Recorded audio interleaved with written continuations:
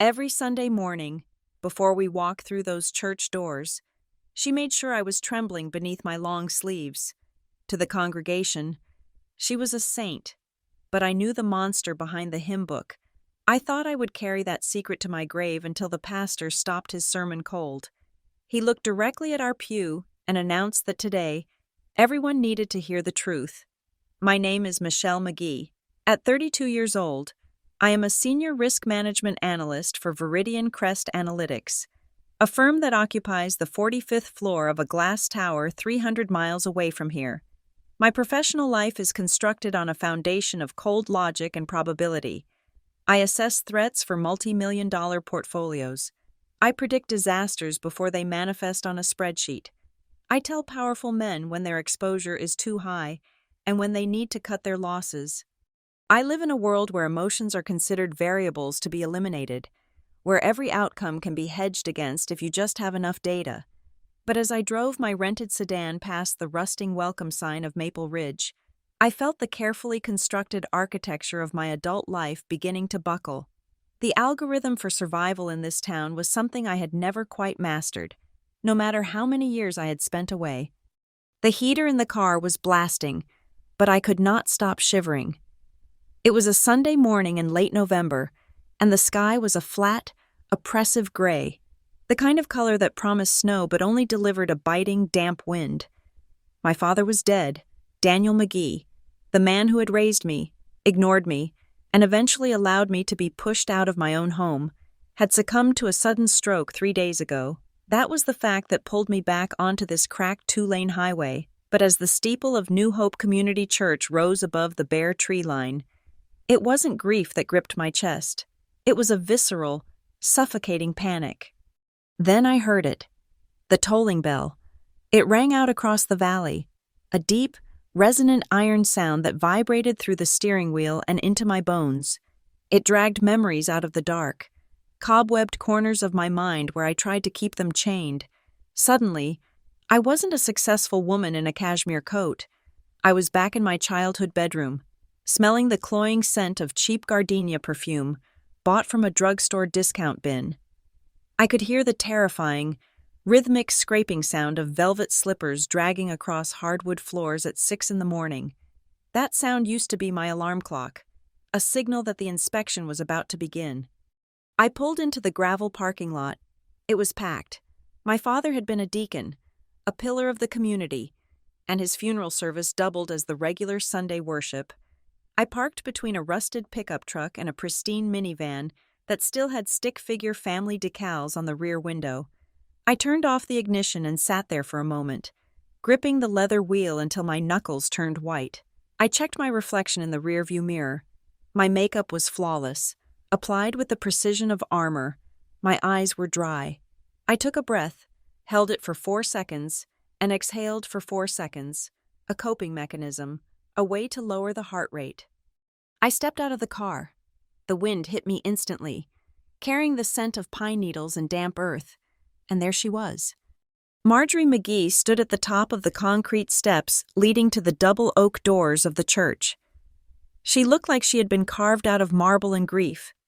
She wore a cream-colored dress that hugged her frame tastefully, high-necked and long-sleeved, contrasting perfectly with the black ribbon pinned to her chest. She held a leather-bound Bible against her heart like a shield. To the 50 or so people milling about on the lawn, she looked like an angel who had lost her wings but kept her faith. She was smiling, that sad, brave, beatific smile that made people want to wrap her in blankets and bring her casseroles for a month. But then her eyes locked onto mine. From 20 yards away, I saw the shift. It was micro-expression, a tightening of the jaw that vanished as quickly as it appeared. She descended 2 steps to meet me, her movements fluid and theatrical. "Michelle," she cooed. Her voice carried across the parking lot, melodic and trembling just enough to sound heartbroken. "Oh, thank the Lord you made it safely." She reached out to me, to the watching crowd. It looked like a stepmother reaching for a grieving daughter. A moment of shared sorrow. I stiffened, but I didn't pull away. I couldn't. Not here. Her fingers wrapped around my left wrist. It looked like a comfort. It felt like a vice. Her thumb dug into the soft tendon on the underside of my wrist, finding the radial nerve with a terrifying muscle memory. She pressed down, hard. A shock of pain shot up my arm, sharp and electric, bypassing my brain and going straight to my spine. I gasped, a small, pathetic sound that was swallowed by the chatter of the arriving crowd. "Smile," she hissed. Her lips barely moved. Her face remained a mask of tragic beauty, but her eyes were hard, black stones. "Don't you dare embarrass me today. Not after everything I have done to organize this." I forced the corners of my mouth up. It felt like dragging heavy weights. "Hello, Marjorie?" "That's it," she whispered, twisting the skin on my wrist just enough to burn. "Play the part, Michelle. You were always such a good little actress when you wanted to be." We began to walk up the stairs together, arm in arm, a grotesque parody of familial support. Halfway up, we were intercepted by Mrs. Higgins and Mrs. Gable, two of the most influential women in the church's women's ministry. Their hats bobbed like buoys in a storm. "Oh, look at you two," Mrs. Higgins gushed, clasping her hands together against her chest. "Holding each other up in a time of trial, Marjorie. You are truly the pillar of this church. I don't know how you have the strength." Marjorie squeezed my wrist harder. My fingers were starting to go numb. "We do what we must for family, Brenda," Marjorie said, her voice dripping with honey and humility. "Daniel would have wanted us to be united. That is all that matters now." Mrs. Gable turned her critical gaze on me. Her eyes swept over my expensive boots, my tailored blazer, my city haircut. "And Michelle," she said, her tone cooling by 10 degrees. "You look prosperous. City life must suit you. We haven't seen you in, 5 years?" "7, I corrected, keeping my voice steady despite the throbbing in my arm. 7 years, Mrs. Higgins echoed, shaking her head. "Well, it is good you finally found the time to come back. Your stepmother has been a saint. You know, caring for your father all alone." The subtext was a sledgehammer. You left. You abandoned him. You are ungrateful. She is the hero. "Michelle knows," Marjorie said, pulling me tighter against her side.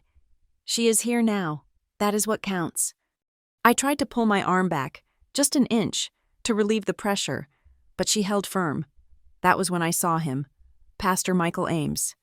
He was standing by the entrance, shaking hands with the ushers. He looked older than I remembered.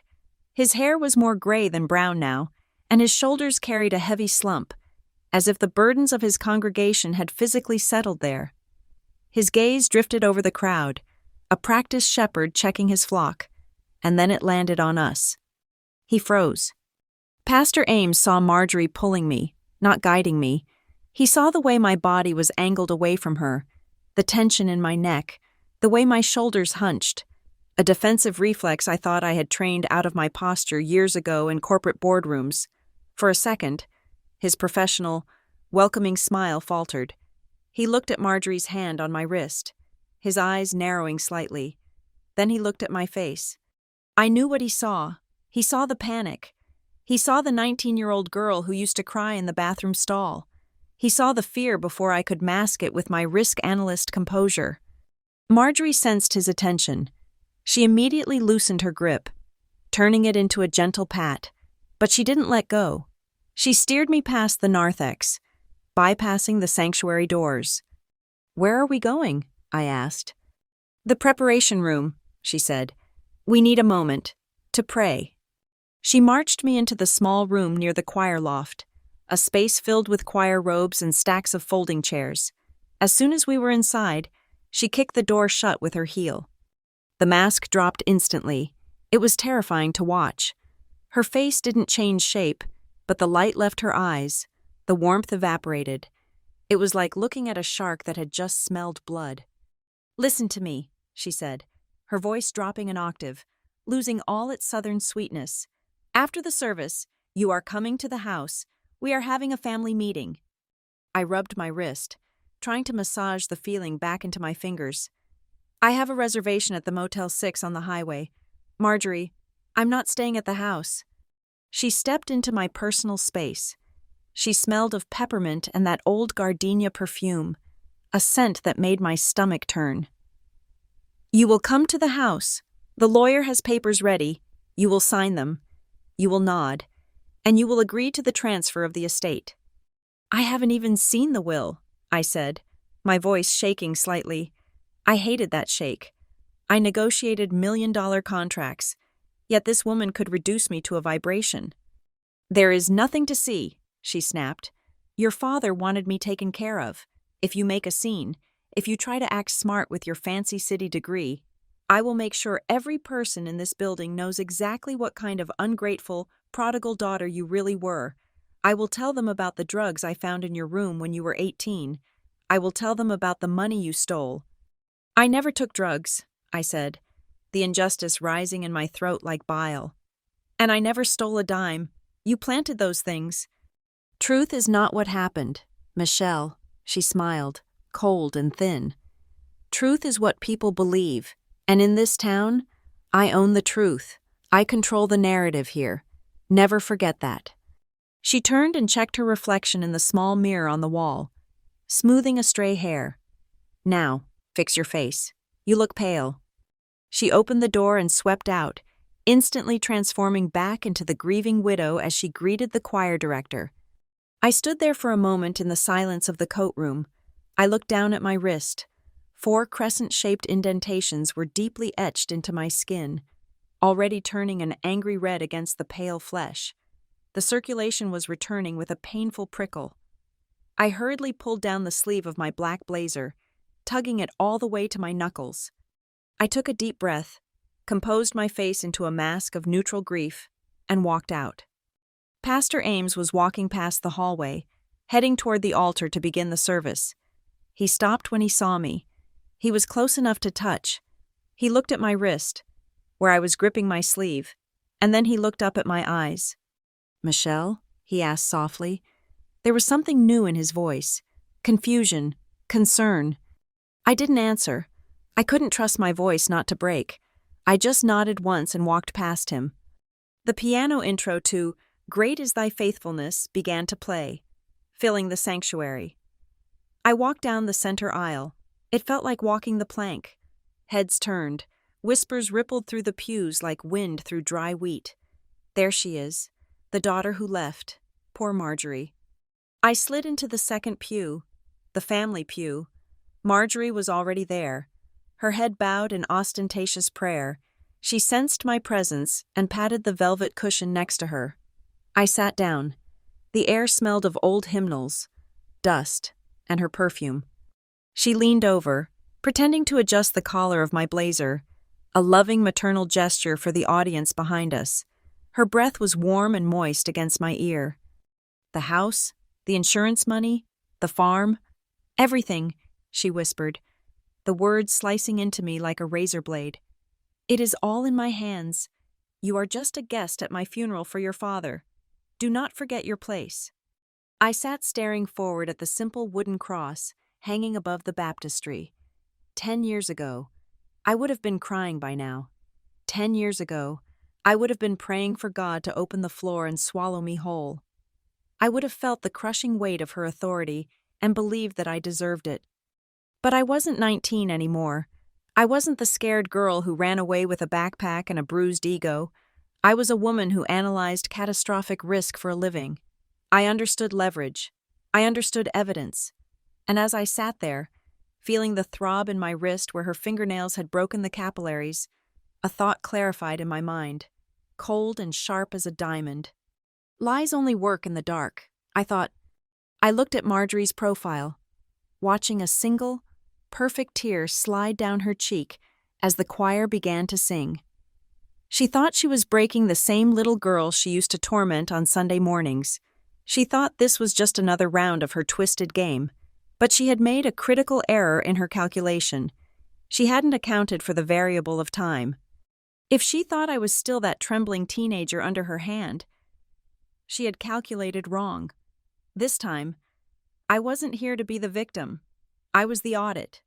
The hymn continued, swelling into the chorus, but the sound of the congregation faded into a dull roar in my ears. The scent of Marjorie's gardenia perfume was no longer a nostalgic trigger. It was a portal. I closed my eyes for a fraction of a second, and suddenly, the polished oak pew beneath me vanished. I was no longer 32. I was 19. I was not a risk analyst. I was a prisoner in a house that everyone else called a home. It was 7 in the morning on a Sunday in late October. The air in my bedroom was cold because Marjorie did not believe in turning up the thermostat until November, claiming it built character, though her own room was always toasty with a space heater. I stood in front of my full-length mirror, my hands trembling as I smoothed down the fabric of a navy blue dress. I was legally an adult. I had graduated high school. I was taking community college classes. Yet, in this house, time had frozen. I was not treated like a young woman. I was treated like a project that was failing. The door to my room did not open. It flew inward as if pushed by a gust of wind. Marjorie stood there. She was fully dressed for church, immaculate in a pastel suit, her hair sprayed into a helmet of perfection. Her eyes swept over me like a scanner looking for a defect in a product line. "Take it off," she said. Her voice was flat, devoid of emotion. "It is the only dress I have clean," I whispered, fighting the urge to cross my arms over my chest. "The blue one." "It is too dark," she snapped, stepping into the room. "You look like you are going to a funeral for a cat. It is morbid. It disrespects the joy of the Lord. Change it." I turned to the closet. My fingers fumbled with the hangers. I pulled out a beige skirt and a white blouse. I began to unbutton the blue dress. Marjorie did not leave. She never left. She stood right behind me, watching, ensuring that my humiliation was absolute. As I pulled the blouse on, her hand shot out. It was not a punch. It was a pinch. Her fingers, strong and manicured, latched onto the soft flesh of my upper arm, right where the tricep meets the shoulder. She twisted. It was a specific, practiced motion meant to cause maximum pain without breaking the skin immediately. I gasped, tears springing to my eyes, but I did not scream. Screaming only made it last longer. "Look at you," she hissed, leaning in close to my ear. "You are gaining weight. This blouse pulls across the chest. Do you want the boys in the youth group staring at you? Is that what you want? To be a stumbling block?" "No," I choked out. "I just—" "Slutty," she said, punctuating the word with a sharp slap to the back of my head. It wasn't hard enough to knock me down, but it was degrading enough to make my soul shrink. "You are trying to draw attention to yourself. You are selfish. Change it again." I heard the heavy front door slam downstairs. Then came the rumble of the garage door opening. That was my father, Daniel McGee. He was leaving. He always left at 7:15 sharp to warm up the car and get a good parking spot. It was his ritual of cowardice. He knew what happened upstairs between 7 and 7:30. He knew why I often came to the car with red eyes. But if he was not in the room, if he was sitting in his Buick listening to Christian radio, he could pretend it wasn't happening. He could pretend his wife was just strict and his daughter was just difficult. "Dad is leaving," I said, a desperate plea in my voice. "Let him leave," Marjorie said, grabbing the beige skirt I was holding and throwing it on the floor. "He is disgusted by your sloth. Find the gray dress, the one with the high collar. And hurry up, if you make us late. You are spitting in the face of God." I scrambled to find the gray dress. It was ugly, shapeless, and made of a scratchy synthetic material that made me sweat. But it was safe. I pulled it on, my hands shaking so badly I could barely manage the zipper. Marjorie watched me, her arms crossed, breathing heavily as if my mere existence was a physical exertion for her. "Fix your hair," she commanded, turning to the door. "You look like a witch." She left, leaving the door open. I rushed to the bathroom down the hall. I had 5 minutes before she would start screaming from the bottom of the stairs. I looked at my reflection. My face was pale, blotchy with suppressed emotion. I lifted the sleeve of the gray dress. On my upper arm, an angry red welt was already forming, blooming like a dark rose. By tomorrow, it would be purple. By Wednesday, it would be yellow. I opened the medicine cabinet and grabbed a tube of cheap concealer I had bought from the drugstore with my lunch money. It was too orange for my skin tone, but it was thick. I dabbed it onto the mark, layering it on, patting it down with frantic fingers. The smell of the makeup, waxy and artificial, filled my nose. It was the scent of shame. Bang, bang, bang. Marjorie's fist pounded on the bathroom door, causing the frame to rattle. Michelle, I swear to heaven, if you are in there crying, I will give you something to cry about. Get downstairs. We are leaving. I'm coming, I yelled back, my voice cracking. I threw the makeup back into the cabinet and splashed cold water on my eyes. I took a deep breath, forcing the panic down into my stomach where it sat like a stone, and walked out. The car ride was the second act of the play. My father was in the driver's seat, staring straight ahead, his hands gripping the wheel at 10 and 2. He did not look at me when I climbed into the back seat. Marjorie sat in the front passenger seat, adjusting the visor mirror to check her lipstick. For the first mile, there was silence. Then, as we passed the old grain silo, Marjorie began. She moves like a sloth. Daniel, Marjorie said conversationally, as if I wasn't there. I try to help her. I try to teach her how to present herself with dignity, but she resists me at every turn. It is exhausting. I'm sorry, Marjorie, my father mumbled, keeping his eyes on the road. Sorry does not fix her attitude. She turned slightly, angling her body so she could glare at me over her shoulder. You are a burden. Michelle, do you know that? Your father works himself to the bone at the plant, and I keep that house spotless. And what do you contribute? Sullens, rebellion, ungratefulness. I stared out the window at the passing fields, stripped bare for winter. I got an A in my calculus midterm, I said softly. Oh, listen to her, Marjorie laughed, a harsh, dry sound. She thinks grades matter. You think being smart will save you? You have no character. You have no spirit. You are cold, just like your mother was. The mention of my biological mother was a calculated strike. She knew it was the one thing that could make me snap. Don't talk about her, I said, my hands clenching into fists on my lap. I will talk about whatever I want in my car. Marjorie snapped. And you listen to me, Missy. You better fix that face before we get to the church. If you walk in there looking like a victim, people will talk. And if people talk, it reflects on your father. And if you embarrass your father, you can forget about that tuition money for next semester. You can forget about living under our roof. You will be on the street, where ungrateful girls belong. I bit the inside of my cheek until I tasted copper. I knew she meant it. She held the purse strings. She held the deed. She held my father's spine in her handbag. I was trapped. I needed the education to get out. But to get the education, I had to stay. It was a paradox designed to break me. We pulled into the church parking lot. The gravel crunched under the tires.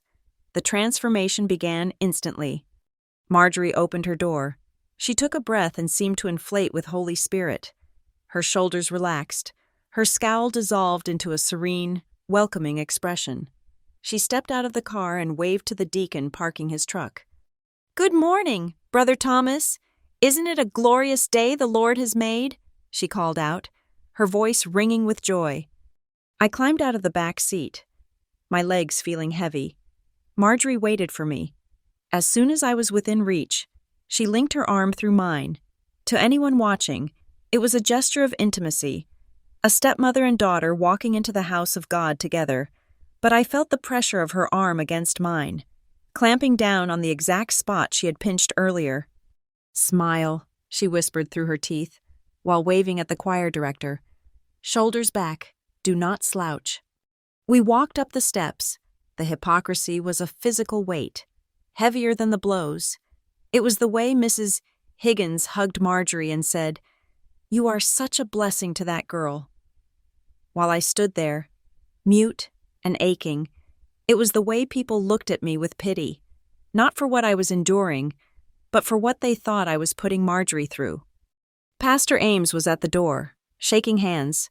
Back then, 10 years ago, his hair was still dark, and his smile was easy. He saw us approaching. He saw Marjorie, the tireless volunteer, the woman who organized the bake sales and the prayer chains, and he saw me, the teenager with the dark circles under her eyes and the sullen silence. "Good morning, Marjorie. Good morning, Michelle," Pastor Ames said warmly. "Good morning, Pastor," Marjorie said, squeezing my arm affectionately. "Please pray for Michelle today. She is having a hard time with her spirit. Just teenage struggles, resistance to authority." She sighed, a sound of long-suffering patience. Pastor Ames looked at me. His eyes were kind, but they were clouded by the narrative he had been fed. He saw a rebel. He saw a problem child. "We will certainly keep her in prayer," he said, placing a hand on my shoulder. "Open your heart, Michelle. God has a plan for you, if you just submit to His will and the guidance of your parents." I wanted to scream. I wanted to roll up my sleeve and show him the bruise. I wanted to tell him that the guidance he spoke of was a pinch that left a welt and words that left scars. But I couldn't. Marjorie had successfully painted me as a liar and a drama queen long before this moment. Anything I said would just be proof of my rebellion. "Yes, sir," I mumbled, looking at my shoes. "See," Marjorie said softly to the pastor, shaking her head. "So closed off, but we keep trying. Love bears all things." We moved into the sanctuary. The crushing injustice of it made my chest tight. I felt like I was drowning in plain sight, surrounded by lifeguards who were congratulating the shark. I remembered one Sunday specifically. It was 3 months before I finally left. I had been up all night studying for finals and working a double shift at the diner to save money in my secret stash. I was physically exhausted. I had woken up with a migraine that blinded me in one eye. I had gone to the kitchen where my father was drinking coffee. "Dad," I had said, pleading, "please, can I stay home today? My head is splitting. I just need to sleep, just this once." My father had looked at me, the conflict evident in his weak eyes. He opened his mouth to speak, perhaps to say yes, but Marjorie had walked in. She was wearing her robe, holding a spatula like a scepter. "Stay home," she repeated, her voice rising. "On the Lord's Day?" "I'm sick, Marjorie," I said. "I'm not trying to be difficult. I'm sick." "You are not sick. You are lazy," she declared. "And you are spiritually sick. That is the problem. You think you can pick and choose when to honor God?" She walked over to the phone on the wall. She picked up the receiver. "If you do not get dressed in 5 minutes," she said calmly, her finger hovering over the keypad, "I am going to call the head deacon. I am going to tell him that we need an emergency intervention.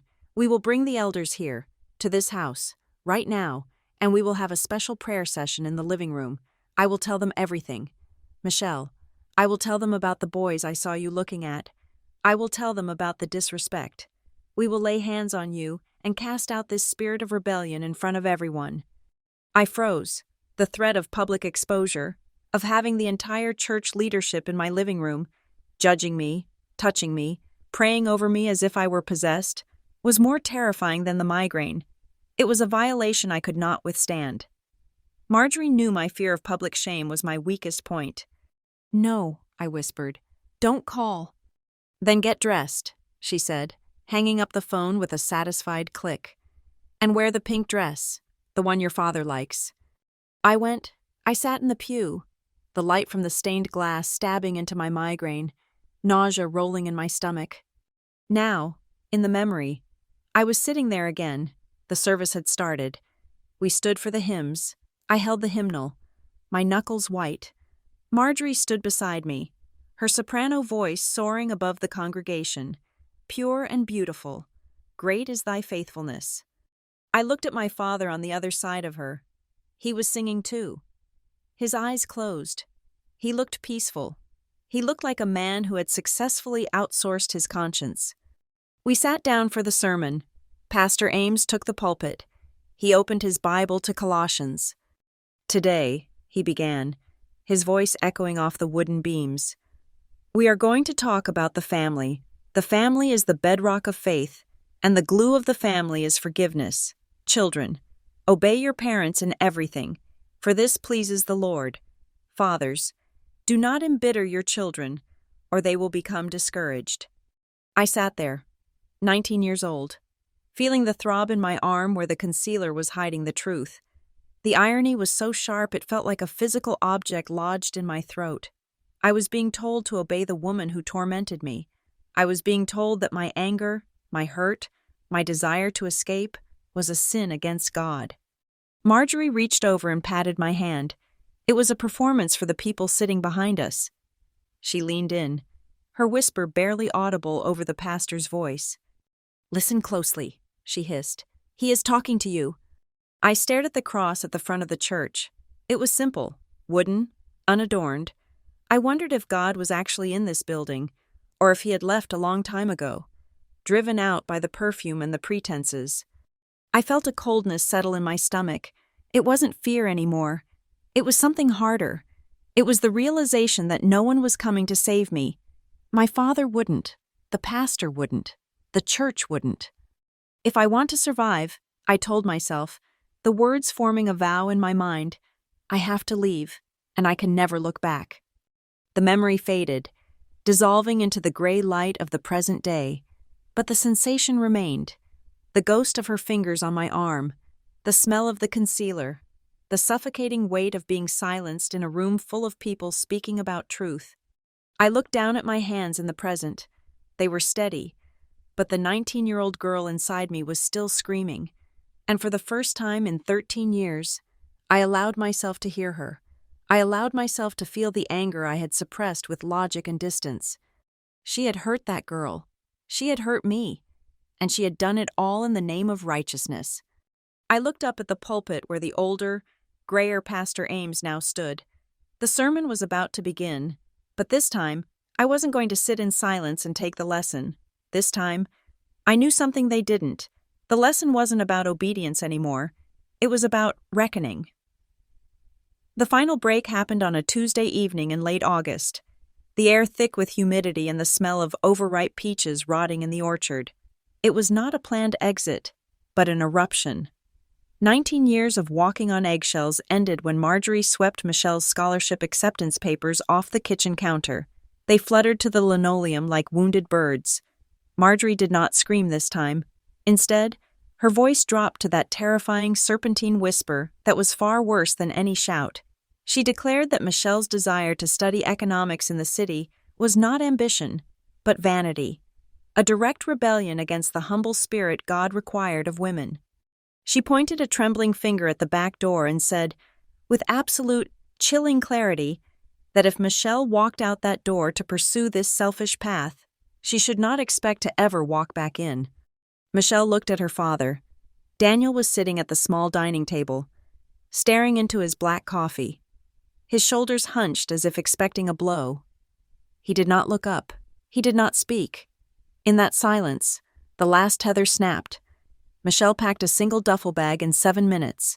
She took the $240 she had hidden inside a hollowed-out Bible on her bookshelf, walked past her mother who was singing a hymn in the living room, and stepped out into the night. She did not look back at the White House, nor at the darker silhouette of the New Hope Church spire looming behind it. She walked 3 miles to the Greyhound station and bought a one-way ticket to the city, leaving Maple Ridge to drown in its own righteousness. The city was not kind, but it was indifferent, and for Michelle, indifference felt like freedom. The first 2 years were a blur of sleep deprivation and caffeine.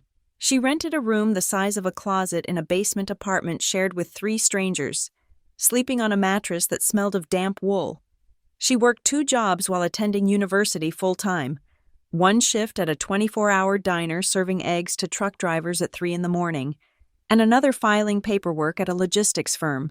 She learned to exist on 4 hours of sleep. She learned that hunger was a dull ache that could be ignored if you drank enough water. But she had a weapon that the other students didn't have. She had been trained in a war zone. Michelle possessed a hypervigilance that made her an exceptional student of risk. In her childhood home, survival depended on predicting Marjorie's moods. calculating the probability of an explosion based on the tilt of her mother's head or the tone of a sigh. She simply applied this same survival mechanism to market trends and economic variables. While her peers were partying on Friday nights, Michelle was in the library, building predictive models. She understood that chaos was not random. It was a sequence of missed variables. By 23, she had landed a junior analyst position at Viridian Crest Analytics, a mid-sized but aggressive investment firm. The glass-walled office on the 42nd floor felt like a different planet compared to the dusty floorboards of Maple Ridge. Here, coldness was professional, not personal. Michelle thrived. She worked with a terrifying efficiency. She did not socialize. She did not join the happy hours. She simply processed data. When the market dipped and the senior partners panicked, Michelle remained perfectly still, her heart rate steady. Panic was a luxury she had lost years ago. She spotted a discrepancy in a tech merger evaluation that everyone else had missed, a variable that would have cost the firm $3 million. Her boss, a sharp-eyed woman named Evelyn, noticed. Within 3 years, Michelle was promoted to senior risk analyst. Her salary jumped to $112,000 a year, a number that seemed fictitious when she typed it into her budget spreadsheet. She moved into a sleek, minimalist apartment in the financial district. It was on the 20th floor, with security guards in the lobby and soundproof windows. She bought white furniture. She kept everything spotless. There was no clutter, no dust, and absolutely no yelling. Yet, you cannot simply walk away from a lifetime of conditioning. The ghost of Maple Ridge followed her into the high-rise. It manifested in a strange, ritualistic anxiety that plagued her every Sunday. It would start at 7 in the morning. Michelle would wake up with her heart hammering against her ribs, her muscles locked in a fight-or-flight rigidity. Her body was waiting for the Sunday morning chaos, the rush to get ready for church, Marjorie's critical eye scanning her dress for wrinkles, the screaming about being late, the suffocating performative holiness of the service. She would lie in her expensive sheets, staring at the ceiling, unable to move for an hour, paralyzed by the expectation of an attack that would never come. It was a phantom pain. She was safe. She was hundreds of miles away, but her nervous system didn't know that. To cope, she threw herself deeper into the mechanics of her new life. She became obsessed with financial independence. She saved 60% of her income, investing it in low-risk index funds. Money was not for luxury. Money was a wall. Every $1,000 she saved was another brick between her and the possibility of ever having to ask anyone for help again. She wore tailored gray suits that acted as armor. She spoke in precise, clipped sentences. At Viridian Crest, she was known as the Ice Queen, a nickname she wore with secret pride because ice is hard, and ice does not bleed. She began seeing a therapist online, a woman named Dr. Aris, who specialized in trauma from high-control religious environments. It was a transactional relationship, which Michelle preferred. She paid $150 an hour to dissect her brain. Dr. Aris was the first person to give Michelle the vocabulary for what she had endured. They talked about boundaries. They talked about the difference between honoring one's parents and submitting to abuse. Dr. Aris explained that what Marjorie did was a form of spiritual violence, using God as a weapon to control and terrorize. "You built a career on risk analysis," Dr. Aris said during one session, her voice tinny through the laptop speakers. "But you are applying the risk model of a child living with a predator to your entire adult life. You are waiting for the market to crash every single morning. That is an exhausting way to live." Michelle didn't answer. She just looked at her own reflection in the dark monitor of her work computer. She knew the doctor was right, but letting go of the vigilance felt like taking off a seatbelt while driving 100 miles an hour. Contact with home was sparse. She had blocked Marjorie's number 2 months after leaving, following a voicemail where Marjorie had detailed the specific circle of hell reserved for ungrateful daughters. But she kept a line open to Daniel. It was a fragile, secret channel. They spoke once a month, usually on Tuesday evenings when Marjorie was at her prayer circle. The calls were excruciating. They never lasted more than 10 minutes. Daniel would ask about the weather. He would ask if she was eating enough. He never asked about her job. He didn't understand what a risk analyst did, and he was afraid the details would be too worldly. Michelle would answer in monosyllables, straining to hear the background noise. Terrified, she would hear the front door open and Marjorie's footsteps. "Your mother misses you," Daniel would lie, his voice thin and reedy. "She prays for you every day." "I don't need her prayers. Dad, I need her to apologize," Michelle would say, though she knew it was futile. "Now, Shelley, don't be hard," Daniel would whisper. She's fragile right now. Her arthritis is bad. The church attendance is down. She takes it all to heart. You know how she is. Don't make it harder on us." Us. That word always stung like a paper cut. Daniel had chosen his side. He was not a hostage. He was a collaborator. Michelle began to realize that his passivity was just as damaging as Marjorie's aggression. He was the soft pillow that smothered her just as effectively as Marjorie's iron fist. The wall between them grew taller. It was built of unsaid words and the looming shadow of the New Hope Church. Michelle hated that place. She hated the way it smelled of floor wax and judgment. She hated that her father was still trapped inside it, serving as a deacon, nodding along while the pastor preached about the sanctity of the patriarchal family unit. Then came the shift. It was November, 3 years after she had left. The markets were volatile, and Michelle had been working 16-hour days for 2 weeks straight. She was exhausted, her defenses lower than usual. Her phone buzzed at 11 at night. It was Daniel. This was unprecedented. He never called this late. Marjorie would be home. Marjorie would be asleep in the room next to him. Michelle answered, her hand trembling slightly. "Dad?" "Shelley, are you there?" His voice sounded wrong. It wasn't the usual defeated, hollow tone. It was urgent, breathless. "I'm here. Is everything okay? Is Mom—" "She's asleep," Daniel cut in, his voice dropping to a whisper so quiet Michelle had to press the phone hard against her ear. "Listen to me. I don't have much time. I've been doing some thinking. A lot of thinking." "About what?" "About everything. About the night you left."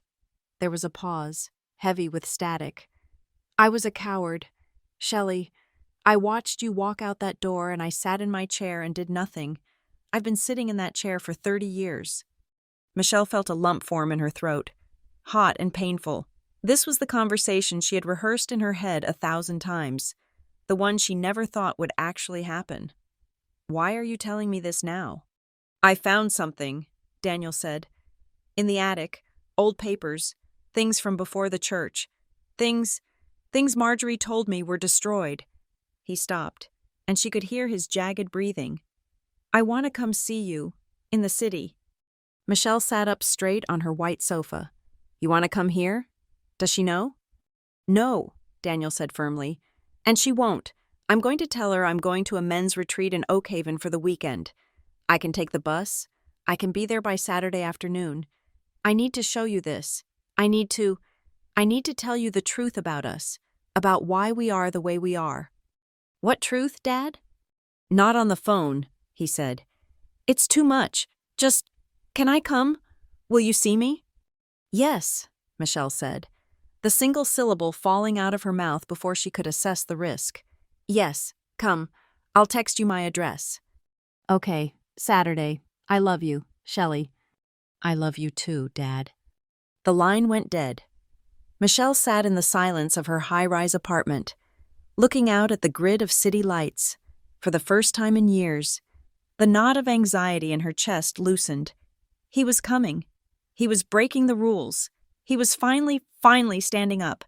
She spent the next 3 days in a state of suspended animation. She cleaned her already spotless apartment. She bought a coffee maker she knew he liked. She even looked up restaurants that served simple pot roasts, thinking the fancy fusion places she frequented would make him uncomfortable. She allowed herself to hope. It was a dangerous, reckless investment of emotion, the kind she would never advise a client to make, but she made it anyway. Saturday came. Michelle canceled a brunch meeting with a client. She paced her living room floor from noon until 4 in the afternoon. The bus from Maple Ridge was scheduled to arrive at the central terminal at 3:30. He should have been there by 4:15. At 5 o'clock, she called his cell phone. It went straight to voicemail. At 6 o'clock, she told herself the bus was late. Traffic into the city was always terrible on weekends. At 7:30, her phone finally rang. Michelle lunged for it, relief flooding her veins. "Dad, are you lost? I can come pick you." Michelle. The voice was not Daniel's. It was dry, sharp, and cold. It was the voice that had haunted her nightmares for 3 years. "Marjorie." Michelle froze. Her blood turned to ice water. "Mom?" "He didn't make it. Michelle." Marjorie's tone was devoid of hysteria. It was flat, factual, almost bureaucratic. "What?" Michelle gripped the phone so hard her knuckles turned white. "What do you mean?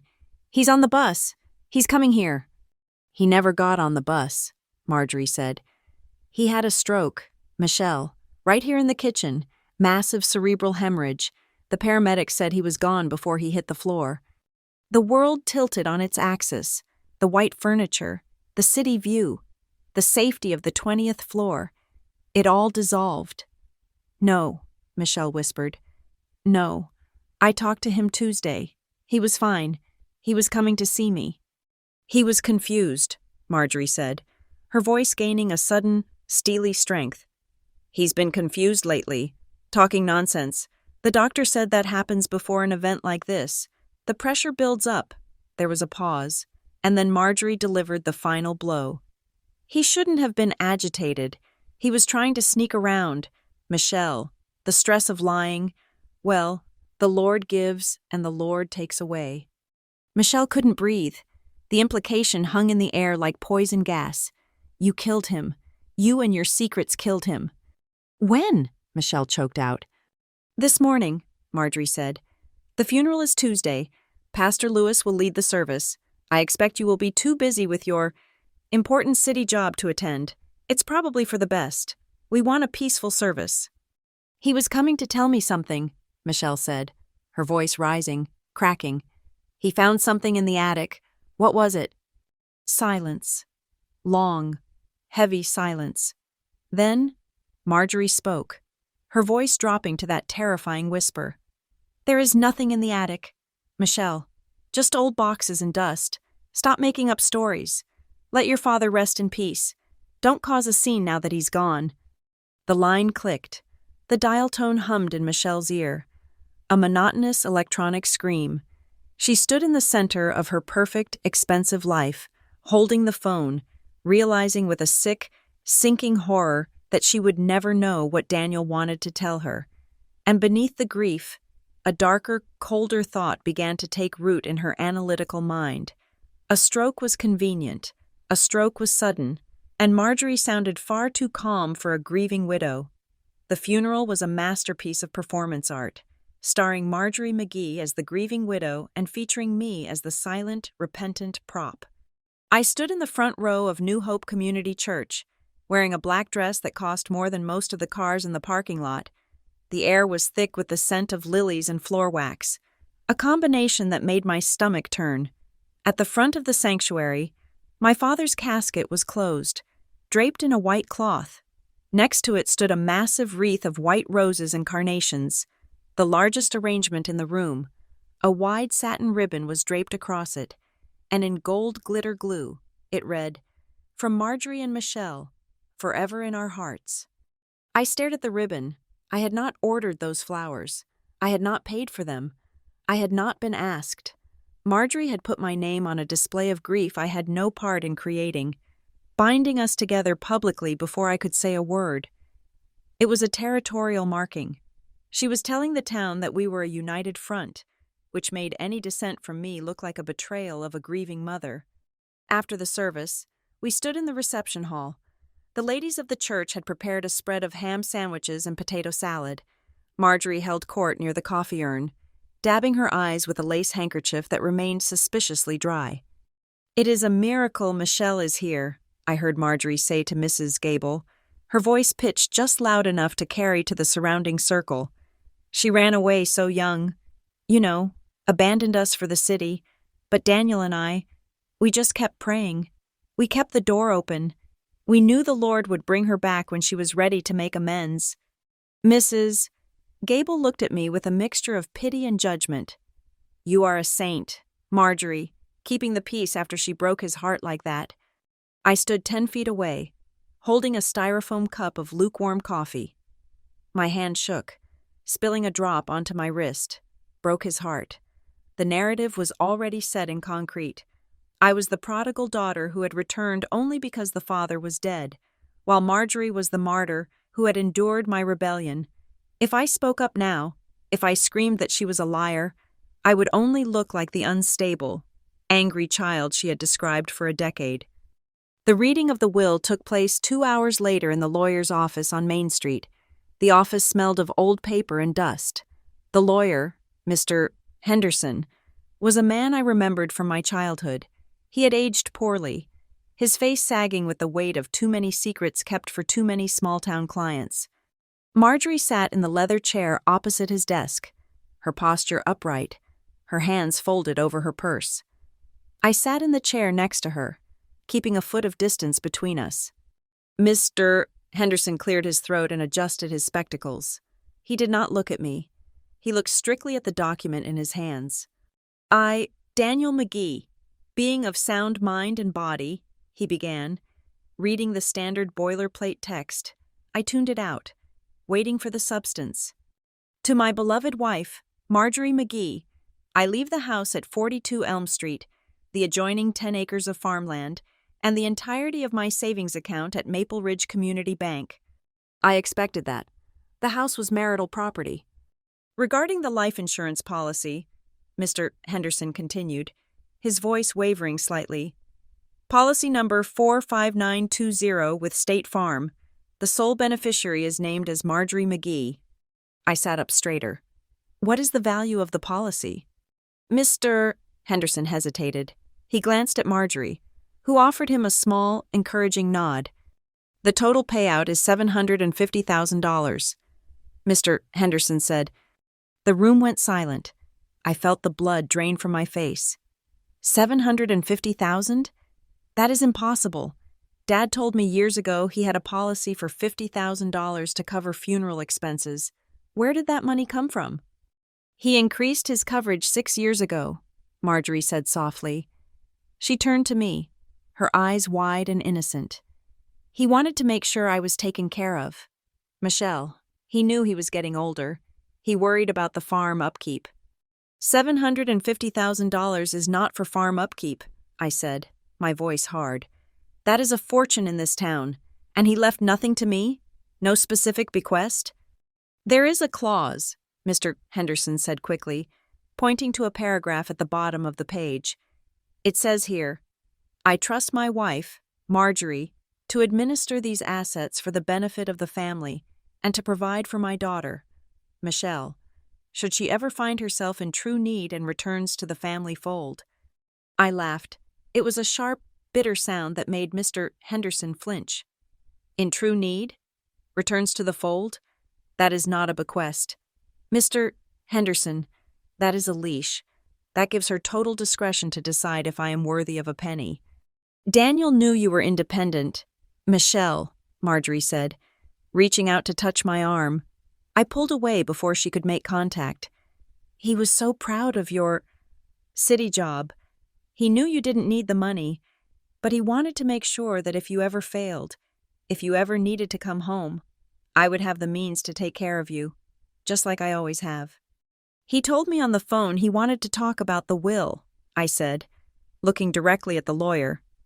2 days before he died, he said he found something in the attic. He said he wanted to change things. Mr. Henderson shuffled the papers. I have no record of any request to modify the testament. Ms. McGee, this document is dated 5 years ago. It is the only legal will on file. Daniel was confused at the end, Marjorie sighed, looking at the lawyer with a conspiratorial expression. The stroke, it affects the mind long before the body gives out. He was imagining things. I stood up. The walls of the small office felt like they were closing in. He was not confused. He was waking up. I walked out of the office before I did something that would prove Marjorie right about my temper. I went back to the church parking lot to retrieve my car. The sun was setting, casting long, bruised shadows across the asphalt. As I unlocked my door, I heard a voice behind me. Michelle? I turned. It was Sarah Miller. We had been in the same Sunday school class 15 years ago. She looked tired, holding a toddler on her hip, but her eyes were alert. "Sarah," I said, "it has been a long time." She glanced around the parking lot, checking to see if anyone was watching. "I am so sorry about your dad. He was a good man." "Thank you." Sarah stepped closer, lowering her voice. "Listen, I probably shouldn't say this, but I work at the bank now, as a teller. Your dad came in about 2 weeks ago. He asked to speak to a notary. He looked agitated." My heart skipped a beat. "Did he sign anything?" "No," Sarah said. "He didn't have the papers with him. He asked if a handwritten document counts if it is notarized. Then he saw Marjorie pulling up to the drive-through window, and he practically ran out the back door. He looked scared." "Michelle." "Scared of what?" "Scared of her," Sarah whispered. Suddenly, Sarah's eyes widened. She took a step back. I turned around. Marjorie was standing at the edge of the parking lot, watching us. She was too far away to hear, but her silhouette was unmistakable. She stood perfectly still, like a statue of judgment. "I have to go," Sarah said, hurrying away toward her minivan. "Good luck, Michelle." I drove back to the house, my father's house, now Marjorie's fortress. I had agreed to stay for one night to help sort through the immediate paperwork, a decision I now regretted. The house was quiet. Marjorie was in her bedroom. Resting, I sat in the living room, surrounded by sympathy cards. On the coffee table, buried under a stack of Bibles, was a thick ledger. The cover was worn leather. It was the church donation log. My father had been the treasurer for New Hope for 20 years. I opened it. I didn't know what I was looking for, but my risk analyst brain needed data. I needed numbers to make sense of the chaos. I flipped back to the entries from 6 years ago, the year Marjorie claimed Daniel increased his life insurance. I saw the premium payments recorded in my father's personal checkbook, which was tucked inside the ledger. The premiums were high, $400 a month. That was a significant chunk of his income. Then I looked at the church donation columns. Starting the same month the insurance policy was signed, there was a series of entries listed simply as anonymous gift. They were for huge amounts, $2,000, $3,000. They appeared sporadically, but consistently. I traced the line with my finger beside each anonymous gift entry. In the column for contact person, my father's initials were usually written for standard donations, but for these specific anonymous large sums, the initials were M. Marjorie McGee. Why would Marjorie be the contact for anonymous donations that coincided with the time my father was hemorrhaging money into a new insurance policy? It looked like a wash cycle. Money going out, money coming in. But from where? And to whom? Reading the Lord's accounts? I slammed the book shut. Marjorie was standing in the doorway. She had changed into a black silk robe. "Just looking at Dad's handwriting," I lied, my heart hammering. He had such neat penmanship. "He was a faithful servant," Marjorie said, walking into the room. "Pastor Ames is coming over for dinner, a quiet family meal. You will join us. It would look very bad if you refused to break bread with the pastor on the day of the funeral." It wasn't a request. Dinner was an exercise in psychological warfare. We sat at the round oak table. Marjorie had prepared a pot roast. Pastor Ames sat at the head of the table, a position my father used to occupy. "The service was beautiful, Marjorie," Pastor Ames said, cutting his meat. "You honored Daniel well." "I tried, Michael," Marjorie said, her voice trembling. "It is just so hard. The house feels so empty, and with Michelle leaving again tomorrow." She let the sentence hang in the air. "I am not sure when I am leaving," I said, taking a sip of water. "There are things to settle." Marjorie's fork scraped against her plate, a harsh, screeching sound. "Michelle is just overwhelmed," Marjorie said to the pastor. smiling sadly. You remember how she gets when she is stressed. Michael, do you remember the Sunday mornings when she was a teenager? The screaming? The way she would throw things in her room because I asked her to wear a modest dress? I froze. I never threw things. Marjorie shook her head, looking at the pastor. She has blocked it out. Trauma does that. But we remember, don't we? The holes in the drywall I had to patch? She was so angry back then, so violent. Daniel and I were terrified she would hurt herself. That is why we were so strict. We were trying to protect her from her own rage. I looked at Pastor Ames. He was nodding slowly, a look of sympathetic understanding on his face. I remember you mentioning her outbursts, Ames said softly. It must have been a heavy cross to bear. Marjorie. My hands clenched into fists under the table. She was rewriting history in real time. She was taking the violence she had inflicted on me, the pinches, the slaps, the psychological terror, and projecting it onto me. She was painting me as the aggressor, and because she had been feeding him this poison for 20 years, he believed it. He saw a patient, suffering stepmother, and a volatile, unstable girl. I did not scream, I said, my voice low and steady. I cried, because you were hurting me. Marjorie gasped. She brought her hand to her chest. Oh, Michael, see? It is starting again. The delusions. She twists everything to make herself the victim. It breaks my heart. She looked at me with eyes that were hard as flint, though her mouth was shaped into a pout of sorrow. Michelle, honey, we love you, but you cannot sit at this table and lie about the past, not in front of the pastor, not with your father barely cold in the ground. I looked from Marjorie to Pastor Ames. I saw the doubt in his eyes, but it was directed at me, not her. He was looking at the woman who baked casseroles for the sick and arranged the flowers for the altar. He could not see the monster. He saw the mask. I realized then that shouting the truth would do nothing. If I argued, I proved her point that I was argumentative. If I got angry, I proved her point that I was violent. If I cried, I proved her point that I was unstable. I was trapped in her narrative. I took a deep breath.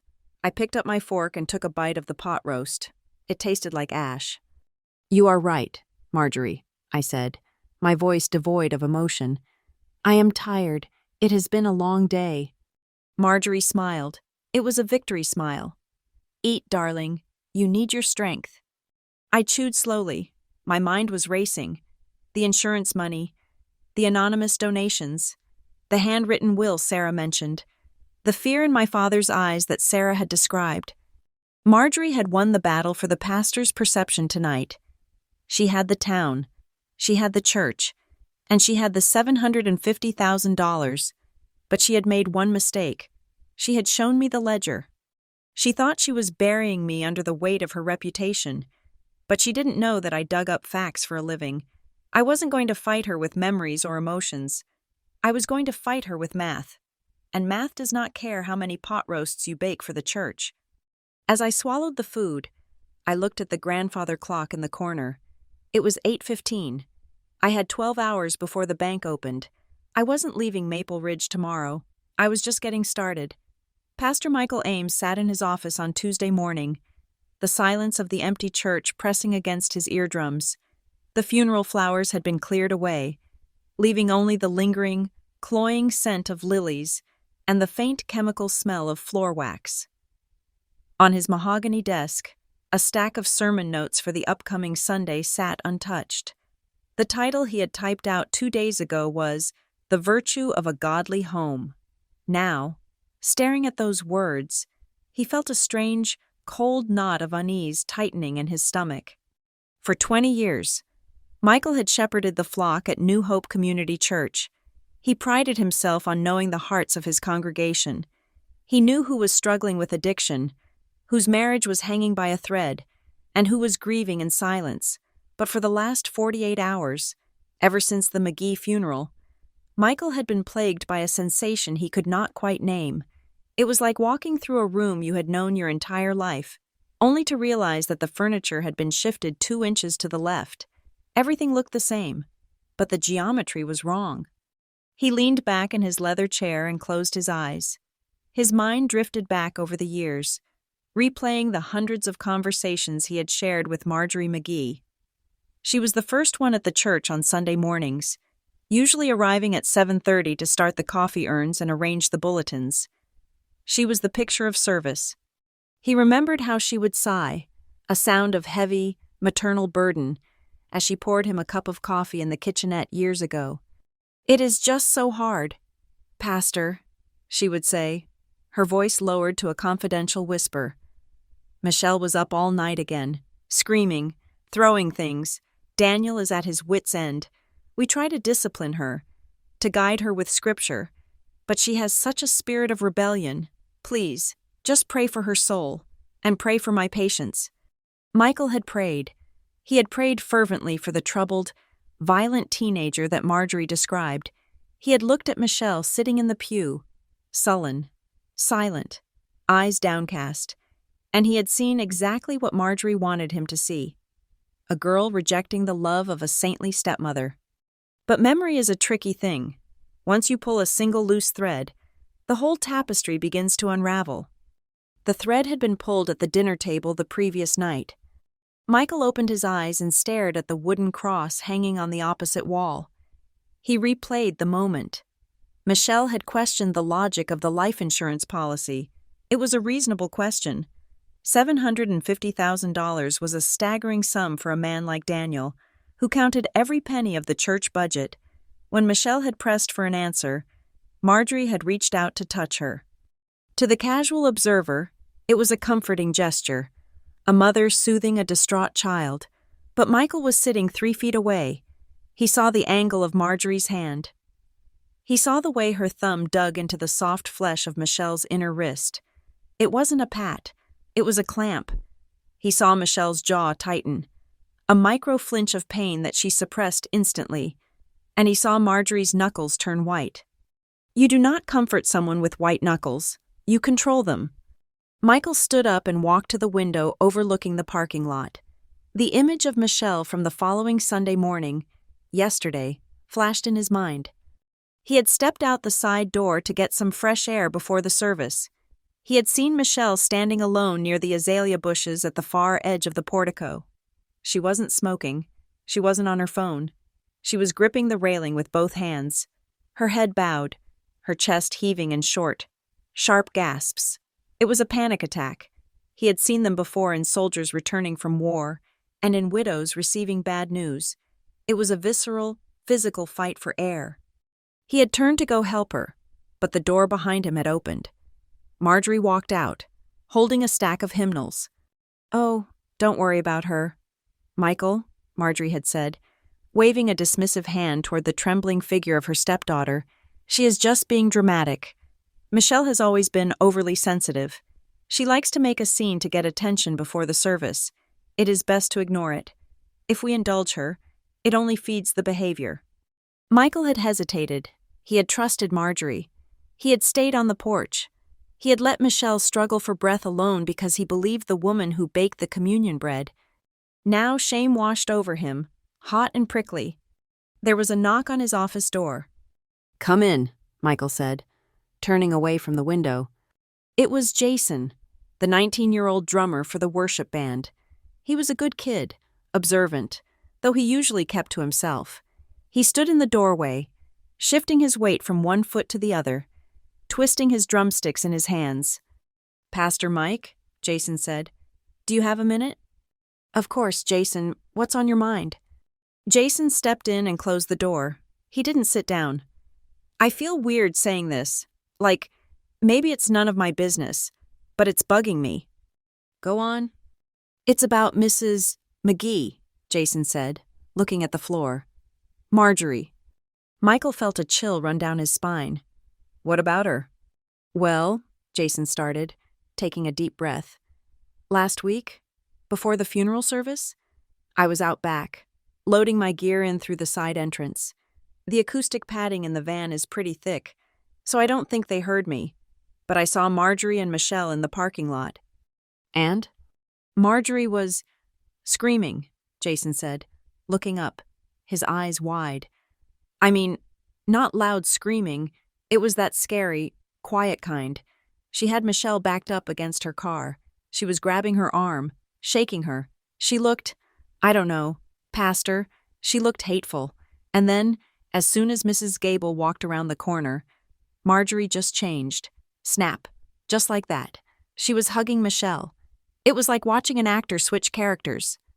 Michael nodded slowly. You saw her grab Michelle? Yeah, hard. Michelle looked terrified. Past her, like, legit scared. I just thought you should know. Everyone says Marjorie is this angel, but I don't think angels look at people the way she looked at Michelle. Thank you, Jason, Michael said, his voice heavy. You did the right thing telling me. Jason left, and the silence returned, heavier than before. Michael looked at his computer monitor. 3 months ago, after a string of catalytic converter thefts in the neighborhood, the church council had voted to install high-definition security cameras in the parking lot and the fellowship hall. Michael rarely checked them. They were mostly for insurance purposes.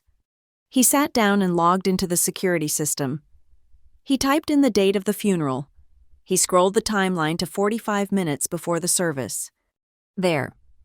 Camera 3, covering the south quadrant of the lot. On the screen, the grainy but clear image showed a black sedan. Michelle got out. Marjorie was waiting.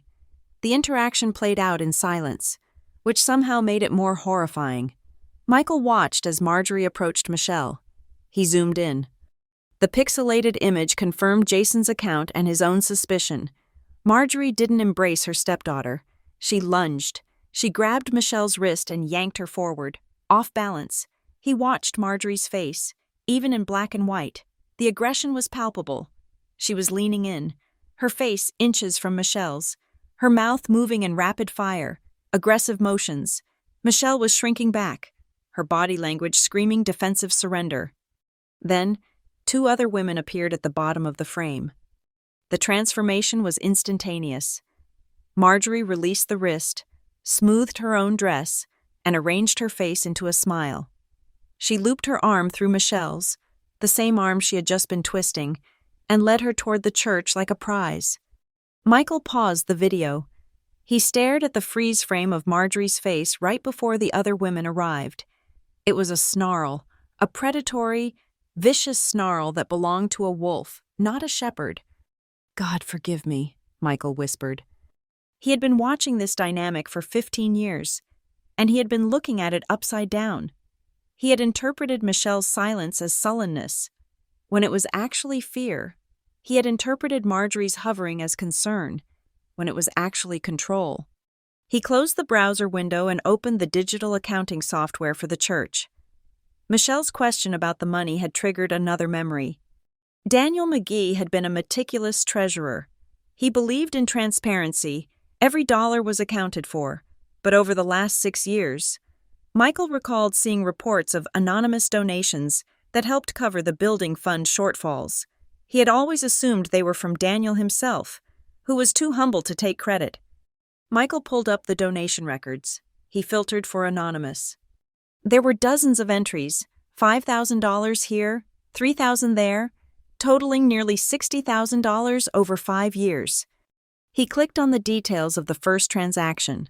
The donor name was hidden from the public report, but the internal log required a contact for tax receipts. The contact name was not Daniel McGee. It was Marjorie McGee. Michael frowned. Why would Daniel, the treasurer, have his wife handle anonymous donations? If Daniel wanted to give anonymously, he would have just put cash in the offering plate or done a direct transfer handled by the assistant treasurer.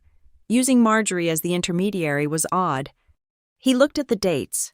The first major donation appeared 1 month after the date Michelle claimed the new, large insurance policy was taken out. A pattern emerged. A large withdrawal would leave Daniel's personal accounts, presumably for the insurance premiums, and then, a week later, a significant anonymous donation would appear in the church ledger, administered by Marjorie. It looked like she was cycling money, buying influence, making herself indispensable to the church's financial health using money that Daniel likely thought was going somewhere else. Or perhaps she was building a nest egg of goodwill, buying the title of benefactor so that no one would ever question her. Michael felt a wave of nausea. He stood up and walked out of his office, needing to move. He walked down the hallway toward the sanctuary. The church was empty, save for one person sitting in the back pew, organizing papers. It was Michelle. She looked up as he approached. Her eyes were red, rimmed with exhaustion, but she was dry-eyed. She didn't look like the rebel teenager anymore. She looked like a woman made of steel that had been forged in a very hot fire. "Michelle," Michael said softly. "Pastor Ames," she replied. She didn't smile. She just watched him, wary, like an animal tracking a potential threat. I wanted to ask how you are holding up," he said, sitting in the pew across the aisle from her. Michelle looked down at the papers in her lap. "I am handling it. Risk assessment is my job.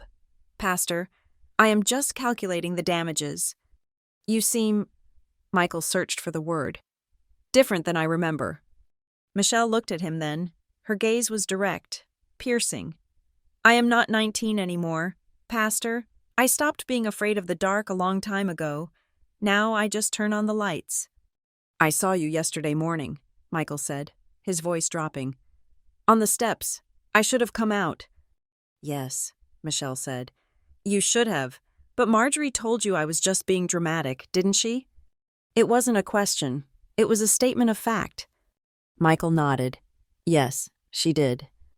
"And you believed her?" "I did." Michelle held his gaze for a long moment, then looked away at the stained glass window. "I am okay, Pastor. I am okay. Better than I used to be. Because now I know that just because you are loud, it doesn't mean you are right. And just because you are silent, it doesn't mean you are wrong." The words hit Michael like a physical blow. Just because you are loud, it doesn't mean you are right. He stood up, feeling unworthy to sit near her. "If you need anything, Michelle, anything at all, my door is open." "Thank you," she said, but her tone suggested she didn't expect to walk through it. Michael returned to his office. He sat down and looked at the phone on his desk. He remembered the call from 3 weeks ago. It had been a Tuesday afternoon. Daniel had called him. His voice had been strained, urgent. "Michael," Daniel had said, "I need to talk to you, privately, not at the church. Maybe meet me at the diner near the highway?" "Is everything all right, Daniel?" Michael had asked. "No," Daniel had replied. "No, it is not. I have been blind. Michael, I have let things slide to keep the peace, and now I fear I have done a terrible injustice. I need to talk to you about the will, and about Michelle. I need to make it right before God. I am swamped this week with the regional conference," Michael had said, dismissing the urgency in his friend's voice. "Can we do it next week?" "Next week might be too late," Daniel had whispered. "Don't be dramatic. Daniel," Michael had laughed. "You are healthy as a horse. We will grab coffee next Tuesday." Next Tuesday never came. Daniel died on Sunday. Michael put his head in his hands. He had dismissed Daniel just like he had dismissed Michelle. He had prioritized his schedule, his comfort, and his narrative over the desperate truth trying to break through. He looked up at the cross on the wall again. For years, he had preached about protecting the flock. He had preached about justice. He had preached about defending the fatherless. But sitting there in the silence, with the security footage burned into his retina and the ledger entries glowing on his screen, Pastor Michael Ames realized a devastating truth. He hadn't been protecting the flock. He had been protecting the wolf. He had allowed a predator to wrap herself in the cloak of the church, and he had handed her the safety pins to hold it in place. He was not just an observer, he was an accomplice. And as the late afternoon sun cast long shadows across his desk, Michael knew that he could not pray this away. He could not preach this away. He reached for the phone. He didn't dial Marjorie. He dialed the number for the church's internal auditor. "DeAndre?" Michael said, his voice steady for the first time all day. "I need you to come in tonight. We need to look at the books, specifically, the anonymous donations. And DeAndre? Keep this between us." He hung up. He looked at the empty chair where Marjorie usually sat, performing her role of the perfect saint. "The play is over, Marjorie," he whispered to the empty room. "It is time for the truth." I waited until the house was silent. Marjorie had taken 2 sleeping pills with her herbal tea at 9:30, claiming her grief was keeping her awake, though I suspected she just wanted to ensure she looked rested for her next performance as the grieving widow. By 10:15, the rhythmic sound of her snoring drifted down the hallway. It was the sound of a woman with a clear conscience, or perhaps no conscience at all. I slipped into my father's home office. The room was exactly as he had left it. A mausoleum of unfinished business. The air smelled of stale pipe tobacco and lemon polish. I closed the door softly and turned on the desk lamp, angling the beam down so it wouldn't cast shadows under the doorframe. I wasn't looking for sentimentality. I was looking for data. Marjorie had been confident during the reading of the will, too confident. She had the air of someone who had studied the answer key before taking the test. But in my experience at Viridian Crest, confidence usually masked a sloppy paper trail. People who think they are untouchable rarely bother to shred the evidence. They just hide it in plain sight. I started with the filing cabinet. It was an old metal unit, beige and dented. The labels were handwritten in my father's cramped script. Taxes, 2018, farm equipment, medical bills. I pulled out the folder marked Insurance, Life. It contained the policy Mr. Henderson had read earlier that day, the one leaving $750,000 to Marjorie. The paperwork was pristine, dated 5 years ago. I dug deeper. I pulled out every folder, checking behind the hanging dividers. Nothing. I sat back in the chair, frustration rising. Then I remembered my father's habits. He was a man of redundancy. He didn't trust digital clouds. He trusted paper, and he trusted hidden compartments. When I was a child, he used to hide my birthday presents in the bottom drawer of his desk, underneath the false bottom where he kept his emergency cash. I pulled open the bottom drawer. It was filled with old hanging files. I lifted them out. The metal bottom of the drawer looked solid. I felt around the edges. There was a small tab. I pulled it. The false bottom lifted, revealing a thin layer of dust and a single manila envelope. My heart hammered against my ribs. I opened it. It wasn't a birthday present. It was a copy of an insurance policy. But it wasn't the one from State Farm. This was from a different provider, a company called Mutual of Omaha. The policy date was from 8 years ago. I scanned the document. The coverage amount was $200,000. I ran my finger down to the beneficiary line. Typed clearly in black ink was the name, Michelle McGee. But someone had taken a thick black marker and violently crossed it out. The ink had bled through the paper. Beside the crossed-out name, scribbled in the margin in jagged handwriting, were the initials M.M., not D.M., for Daniel McGee, M.M., for Marjorie McGee. Below that, a new beneficiary had been written in pen, Marjorie McGee, and next to it, a date from 6 years ago. I stared at the paper. A change of beneficiary requires a formal witness and a signature from the policyholder. This looked like a crude alteration on a personal copy, but it told a story. Marjorie had found this. She had forced a change. I pulled out my laptop and opened a new spreadsheet. I needed to overlay this timeline with the financial picture I had glimpsed in the church ledger. I worked for 3 hours. Fueled by adrenaline and cold fury, I accessed my father's online banking records. I had guessed his password on the 3rd try. It was New Hope 1995, the year he became a deacon. It was pathetic how easily his devotion had been weaponized against him. I began to map the transactions. The pattern was subtle, but to a risk analyst, it was as bright as a neon sign. Starting 6 years ago, the same month the beneficiary on the Mutual of Omaha policy was changed, large transfers began leaving my father's joint checking account. They were labeled simply as transfer to savings. But when I traced the destination account, it wasn't a joint savings account. It was an individual account at a different bank, one I didn't recognize. I cross-referenced the dates with the photos I had taken of the church donation ledger. Transaction 1, March 12th, 6 years ago, $4,000 transferred to the unknown account. Church ledger. March 15th. 6 years ago. Anonymous donation of $3,800. Contact. Marjorie McGee. Transaction 2. August 4th. 5 years ago. $6,000 transferred. Church ledger. August 10th. 5 years ago. Anonymous donation of $5,500. Contact. Marjorie McGee. It happened again and again, 22 times over 6 years. The amounts didn't match perfectly. Marjorie was skimming a percentage off the top for herself, likely for clothes or jewelry, but the correlation was undeniable. My father was transferring money to an account Marjorie controlled, likely under the guise of saving for retirement or paying premiums.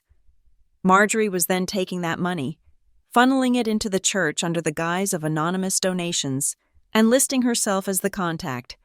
She was buying power. She was funding the new roof, the new carpet, the youth center renovation. She was bankrolling the very institution that shielded her, using my father's money to build a monument to her own saintliness, and by doing it anonymously, she ensured humility on paper. But by being the contact, she ensured the pastor and the board knew exactly who held the purse strings. I picked up my phone. It was 2 a.m. I didn't care. I texted David, a forensic accountant I had worked with on the Sterling merger. Need a hypothetical. If person A moves marital funds to a private account, then donates 90% to a nonprofit where they hold social influence, while claiming the funds were for insurance premiums, what is that? David replied 3 minutes later. He was an insomniac. That is called embezzlement. Michelle, depending on the scale, it is also tax fraud if they claimed deductions on the joint return for donations only one person knew about. Also, it is a breach of fiduciary duty if person A had power of attorney. Why? Who is person A? I didn't answer. I had enough. This wasn't just a family dispute anymore. This was a financial crime. I needed a lawyer, not Mr. Henderson, who was likely incompetent or complicit, but a shark. I scrolled through my contacts until I found the name Natalie Ross. We had gone to high school together. She was the only other girl in Maple Ridge who had gotten out. She had gone to law school in Chicago and now ran a boutique firm specializing in estate litigation. I dialed her number. Michelle? Her voice was groggy. It is the middle of the night. Is everything okay? I heard about your dad. I'm so sorry. I need you to wake up. Natalie, I said, my voice steady. I am hiring you. I can pay your retainer fee right now via wire transfer. There was a rustling of sheets on the other end. Okay, I am up. Talk to me. I laid it all out. The 2 wills, the $750,000 policy, the crossed-out beneficiary, the money laundering through the church, the abuse. Natalie listened without interrupting. When I finished, the silence stretched for 10 seconds. Michelle, she said, her voice sharp and fully awake now. This has moved beyond a probate issue. This is constructive fraud. If she coerced him into changing that beneficiary, or if she forged his signature on the request forms, that is a felony. But the church angle, that is the leverage. She used the church to wash the money and buy credibility. I know, I said. I have the ledger photos. It is circumstantial, Natalie warned. We need something direct. If your dad was trying to change the will or the policy back to you, and he failed, there has to be a record of his intent. You said he called you? Yes. Tuesday. He said he found something in the attic. He said he wanted to set things right. If he was scared of her, he wouldn't have left the evidence in the open. Natalie said, he would have hidden it. Think, Michelle, if he couldn't mail it to you, and he couldn't give it to the lawyer, where would he put it? Who did he trust? He trusted the church, I said bitterly. He trusted Pastor Ames. But he didn't give it to Ames, Natalie countered. Or Ames would have produced it by now, unless Ames is in on it. Ames is blind, but I don't think he is a thief, I said. Dad said he wanted to talk to Ames. He died before the meeting. Check the house again, Natalie commanded. Look for something addressed to Ames. If he was preparing for a meeting, He would have prepared a file. He was a treasurer, right? He dealt in paper. I checked the files, I said. Check the places only he would go, Natalie said. Where did he go to escape her? I looked around the room. My eyes landed on the bottom of the bookshelf, where a row of old theology books sat. My father used to sit in the armchair by the window and read for hours. It was his sanctuary within the prison. I walked over to the armchair. Beside it was a small, locked cabinet built into the wainscoting. It was where he kept his communion wine and his special pipe tobacco. Marjorie hated smoke. She never touched that cabinet. I knelt down. The lock was simple. I didn't have the key, but I had a letter opener and the patience of a woman who had spent 10 years deconstructing complex risk models. I jimmied the latch. It took 4 minutes of scraping and twisting before the mechanism clicked. The door swung open. Inside, there was a tin of tobacco, a dusty pipe, and a thick cream-colored envelope. I reached in and pulled it out. My hands were trembling again, but this time it wasn't fear. It was anticipation. The envelope was sealed with tape. On the front, in my father's shaky handwriting, were the words, "To Reverend Michael Ames, only to be opened if I am unable to speak to you in person." I found it, I whispered into the phone. Don't open it, Natalie said immediately. If you break that seal, Marjorie's lawyer will claim you tampered with it. You need a witness. You need to open it in front of the person it is addressed to, and preferably with a notary present. Ames, I said. I have to take it to Ames. Yes, Natalie said. But you need me there, virtually or physically. Do not be alone in a room with Marjorie or that pastor when you reveal this. I am driving down. I can be there by 8 in the morning. Natalie, it is a 4-hour drive. I drive fast, she said. Michelle, listen to me. This envelope is your grenade. Once you pull the pin, everything blows up. The money, the reputation, the church dynamics. Are you ready for that? I looked at the envelope in my hand. I thought about the 19-year-old girl who had been forced to kneel on the hardwood floor and beg for forgiveness for sins she hadn't committed. I thought about the bruises I had covered with concealer. I thought about my father, dying alone in the kitchen while Marjorie likely watched, relieved that her secret was safe. I am not just ready, I said, my voice cold and hard as a diamond. I am lighting the match. Good, Natalie said. Lock the door. Do not let that envelope out of your sight. I will see you at 8. I hung up the phone. I sat in my father's chair and held the letter to my chest. For the first time since I arrived in Maple Ridge, I didn't feel like a victim.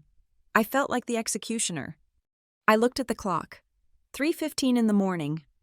I spent the rest of the night sitting in that chair, watching the sun come up over the frost-covered fields. I heard Marjorie wake up at 7.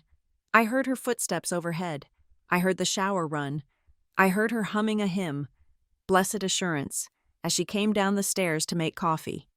She opened the door to the office at 7:30, expecting to find it empty. When she saw me sitting there, fully dressed, with the envelope on my lap, she stopped dead. The hymn died in her throat. "Michelle?" she said, her voice tight. "What are you doing in here? You look manic." "I am just reminiscing." "Marjorie," I said, standing up slowly. I picked up the envelope and tucked it into my blazer pocket. Her eyes darted to the pocket. She recognized the stationery. I saw a flicker of genuine fear behind her eyes, the first crack in the porcelain mask. "What is that?" she asked, taking a step forward. "This?" I patted the pocket. "This is the truth. I am going to see Pastor Ames. You should probably get dressed. We are going to have a busy morning." I walked past her, brushing my shoulder against hers. She didn't grab my wrist this time. She didn't say a word. She just stood there, staring at the open cabinet door. Realizing that the ghost of Daniel McGee had finally decided to speak, I walked into the church office at 8:15 in the morning. The air inside was cool and smelled of stale coffee and old carpet. Pastor Michael Ames was sitting at his desk, his head in his hands, staring at a blank document on his computer screen. When the door clicked shut behind me, he jumped slightly. his eyes wide and rimmed with red. He looked like a man who had not slept, a man who had spent the night wrestling with angels and losing. "Michelle," he said, his voice raspy, "I did not expect to see you here." "I told you I wasn't leaving yet," I said. I did not sit down. I walked straight to his desk and placed the cream-colored envelope in the center of the blotter. The seal was unbroken. The tape was yellowing at the edges. My father's handwriting, shaky but unmistakable, stared up at us. "To Reverend Michael Ames, only to be opened if I am unable to speak to you in person." Ames looked at the envelope, then at me. His face paled, the blood draining away to leave him looking gray and old. "Where did you find this?" "In a hidden compartment in his study," I said. "He hid it, Pastor. He hid it because he was afraid that if he left it out, Marjorie would find it and destroy it. He wanted you to read this, and I want you to open it now, while I am standing here as a witness." Ames reached out, his hand trembling. He picked up the letter opener, a silver blade shaped like a cross. He hesitated. "Michelle, if this contains confessions or—" "It contains the truth," I cut him off. "And I think we are both done with the comfortable lies, aren't we?" He nodded slowly. He slid the blade under the flap. The sound of the paper tearing was loud in the quiet room. He pulled out 2 folded sheets of legal pad paper. He began to read. I watched his eyes track back and forth. I saw his jaw tighten. I saw a tear pool in the corner of his left eye and spill over, tracking through the stubble on his cheek. He let out a breath that sounded like a sob. "Oh, Daniel," he whispered. "Oh, my friend, I am so sorry." "Read it aloud," I said. "Please." Ames cleared his throat. He adjusted his glasses, but his hands were shaking so badly the paper rattled. "My dear friend Michael," Ames read, his voice cracking. "If you are reading this, then my fear has come to pass, and I was too weak to fix it while I had breath.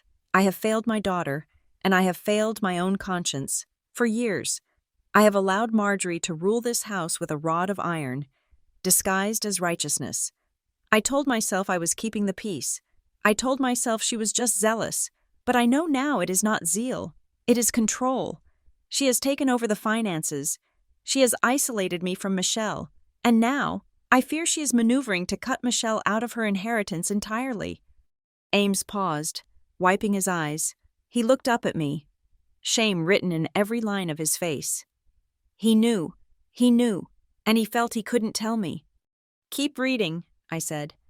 "I am writing this because I intend to confront her on Tuesday." Ames continued reading. "But I am afraid, Michael, I am afraid she has already moved the money. I am including here a handwritten statement of my true will. It is not notarized yet, as I cannot get to the bank without her knowing, but it states my true intent. I want Michelle to have the farm. I want her to have the insurance policy I took out in 2012. Marjorie has plenty with the house and the savings. Please, Michael, if I am gone, do not let her bury this. Help ensure the truth is seen. You are the only man in this town she cannot silence." Ames lowered the paper. Beneath the letter was the second sheet, a handwritten will, dated 3 weeks ago. It was simple, stark, and completely contradictory to the document Mr. Henderson had read yesterday. "I, Daniel McGee, leave the entirety of the State Farm insurance payout to my daughter, Michelle McGee. I leave the deed to the farm property to Michelle McGee. My wife Marjorie retains the primary residence and the joint savings." "He tried," Ames whispered. "He called me that Tuesday. He wanted to meet, and I told him I was too busy." "You didn't know," I said, though the forgiveness tasted ash-like in my mouth. "But you know now." "This changes everything," Ames said. "The will Mr. Henderson read, it is invalid, morally, at least. Legally, it is complicated," I said. "That is why I need you to talk to my lawyer." I pulled out my phone and set up a video call. I propped it against a stack of Bibles on his desk. Natalie Ross's face appeared on the screen. She was sitting in her car, parked at a rest stop halfway between the city and Maple Ridge. She looked sharp, professional, and ready for war. Natalie, this is Pastor Michael Ames, I said. Pastor, this is Natalie Ross. She is representing me. Good morning, Reverend, Natalie said, her voice crisp and clear through the speaker. Michelle told me about the letter. Have you read it? I have, Ames said. It is damning. Here is the situation, Reverend, Natalie said, skipping the pleasantries. A handwritten will, known as a holographic will, is recognized in this state, but it is easily contested. Marjorie's lawyers will argue that Daniel was under duress, or that he was mentally incompetent due to the pending stroke. They will say this is just the scribbling of a confused old man, without a notary. It is a steep hill to climb in probate court. Ames frowned. But it is his handwriting. I know his script. I have read his treasurer reports for 20 years. That helps, Natalie said. But to win this, we need more than just the paper. We need to prove the motive. We need to prove that the official will and the insurance beneficiary changes were part of a systematic scheme by Marjorie to defraud Daniel and Michelle. We need to prove the constructive fraud. Fraud? Ames recoiled at the word. Marjorie is difficult, but fraud? Michelle tells me you have records of anonymous donations, Natalie said. Donations that match withdrawals from Daniel's accounts. Is that true? Ames looked at me. He looked at the ledger on his computer screen, which was still open from his late-night investigation. Yes, it appears so. Large sums, funneled through Marjorie. That is the key, Natalie said. If she was moving marital assets into her own control and then washing them through the church to buy status, that establishes a pattern of financial abuse. It proves she was manipulating him long before he died. It gives context to the letter. It makes the handwritten will the only sane document in the pile. Ames rubbed his temples. If we expose this, if we bring this to court, the church will be dragged through the mud. The press will have a field day. Local deacon's widow embezzles funds. It could destroy this congregation. Ms. Ross? With all due respect, Reverend, Natalie said, her voice dropping an octave, becoming deadly serious. The congregation is already being destroyed. You just don't see it because the rot is in the foundation. You have a woman using God's money to abuse her family. If you protect the institution over the truth, you are not saving the church. You are burying it. Ames fell silent. He looked at the letter again. He read the last line of Daniel's plea. If you act as a bystander when you know the truth, who are you truly serving? He closed his eyes. The silence in the room stretched for a full minute. I could hear the clock ticking on the wall, marking the seconds of his indecision. I held my breath. This was the pivot point. If he backed down, if he chose the safety of the status quo, I would have to fight this alone, and I might lose. Then, Ames opened his eyes. He looked different. The fear was gone, replaced by a weary, heavy resolve. I cannot be a bystander, he said softly. Not anymore. He looked at the phone screen. Ms. Ross, what do you need me to do? I need hard evidence, Natalie said. The ledger you have is a start, but we need the full audit trail. We need to match every specific withdrawal from Daniel's accounts to the deposits in the church fund. We need dates, check numbers, and signatures. We need to prove that Marjorie signed off on these funds knowing they were coming from Daniel, while hiding it from the board. I am the head of the board, Ames said. I can authorize an internal audit. I can say that in light of Daniel's passing, we need to review the treasury books to ensure a smooth transition to the new treasurer. Exactly, Natalie said. But you can't do it alone. You are not a forensic accountant. You need someone who knows what they are looking for. I can do it, I said. I am a risk analyst. I track money for a living. No, Ames said, shaking his head. If you touch those books, Marjorie will claim you planted evidence. It has to be someone neutral, or at least someone employed by the church. DeAndre, I said. The young accountant. You mentioned him. Ames nodded. DeAndre Miller.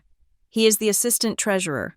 He is young, sharp, and he has been asking questions about the anonymous fund for months. Daniel kept brushing him off. Likely to protect Marjorie. Get him, Natalie commanded. Get him in that room right now. Lock the door. Michelle can guide him on what to look for. But DeAndre has to be the one to pull the physical files. He has to be the one to sign the affidavit stating what he found. Ames reached for his desk phone. He dialed an internal extension. DeAndre? Yes, it is Pastor Mike. I need you in my office immediately. Bring the donation records for the last 6 years, and the bank deposit slips. Yes, all of them. No. Tell the secretary to hold all calls. This is an emergency. He hung up. He looked at me. He is coming. 10 minutes later, DeAndre Miller walked in. He was a tall, lanky man in his mid-20s with glasses and a nervous energy. He was carrying a stack of binders. When he saw me, he froze. Hi, DeAndre, I said. We met briefly at the funeral. Ms. McGee, he nodded. He looked at the pastor. Pastor, is everything okay? DeAndre, sit down, Ames said. We have a situation, a serious one. What we discuss in this room does not leave this room. Do you understand? DeAndre sat, clutching a binder to his chest. Yes, sir. We believe there has been a systematic misappropriation of funds involving the anonymous donor accounts, Ames said. We believe these funds were illicitly transferred from Daniel McGee's accounts by Marjorie McGee, without his full consent, and used to manipulate church standing. DeAndre's eyes widened behind his glasses. I asked about those funds last year. The restricted funds. Marjorie always handled the deposit slips personally. She said the donor insisted on privacy. The donor was my father, I said, but he didn't know where the money was really going, or if he did, he was coerced. We need to match the deposits, Natalie said from the phone screen. DeAndre, Michelle has the dates of the withdrawals from the McGee personal accounts. I need you to open those binders and find the corresponding deposits in the church general ledger. For the next 4 hours, the office became a war room. I sat on one side of the desk with my laptop, logged into my father's bank account. DeAndre sat on the other side with the physical binders. Pastor Ames stood at the whiteboard, marking down the matches as we found them. Okay, I said, my voice steady. October 4th, 4 years ago, withdrawal of $3,000, check number 459. DeAndre flipped pages rapidly. October 8th, deposit, cash, $2,800, annotated as Anonymous Youth Fund Gift, contact M.M. She kept $200, I noted, a commission. February 1st, 3 years ago, I read, withdrawal, $5,000. February 3rd, DeAndre countered. Deposit, $4,500, building fund, contact M.M. She got greedy that month, Ames muttered, writing the numbers on the board. The list was growing long. It was a column of theft, disguised as charity. By noon, we had identified $45,000 of direct transfers that matched perfectly with anonymous church deposits. But the smoking gun came at 12:30. Here is a big one, I said. 2 years ago, December, $10,000. This was when Dad refinanced the tractor loan. DeAndre frowned. I don't see a deposit for $10,000. Check the restricted accounts, Ames said. The organ fund? DeAndre flipped to the back of the binder. He stopped. He pulled a deposit slip out of the plastic sleeve. Here, DeAndre said. December 20th, deposit of $9,000. But look at the slip. He slid it across the desk. I leaned in. Ames leaned in. The deposit slip was filled out in Marjorie's handwriting, but attached to it was a photocopy of the original check. It was a cashier's check from my father's bank, and on the memo line, in my father's shaking hand, it said, "For Michelle's trust fund." But Marjorie had crossed out Michelle's trust fund with a thick black marker, just like she had on the insurance policy, and above it, she had written, "New Hope Organ Restoration."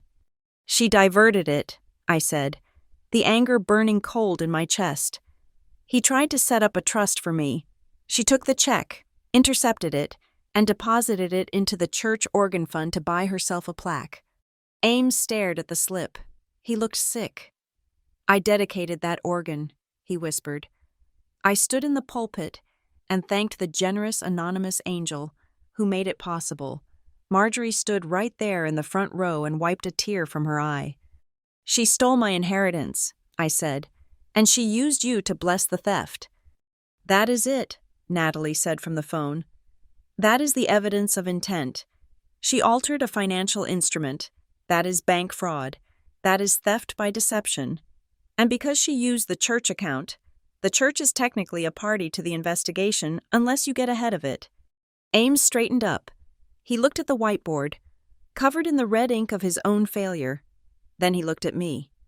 "DeAndre," Ames said, his voice hard, "make copies of everything, every slip, every page, certify them with the church seal."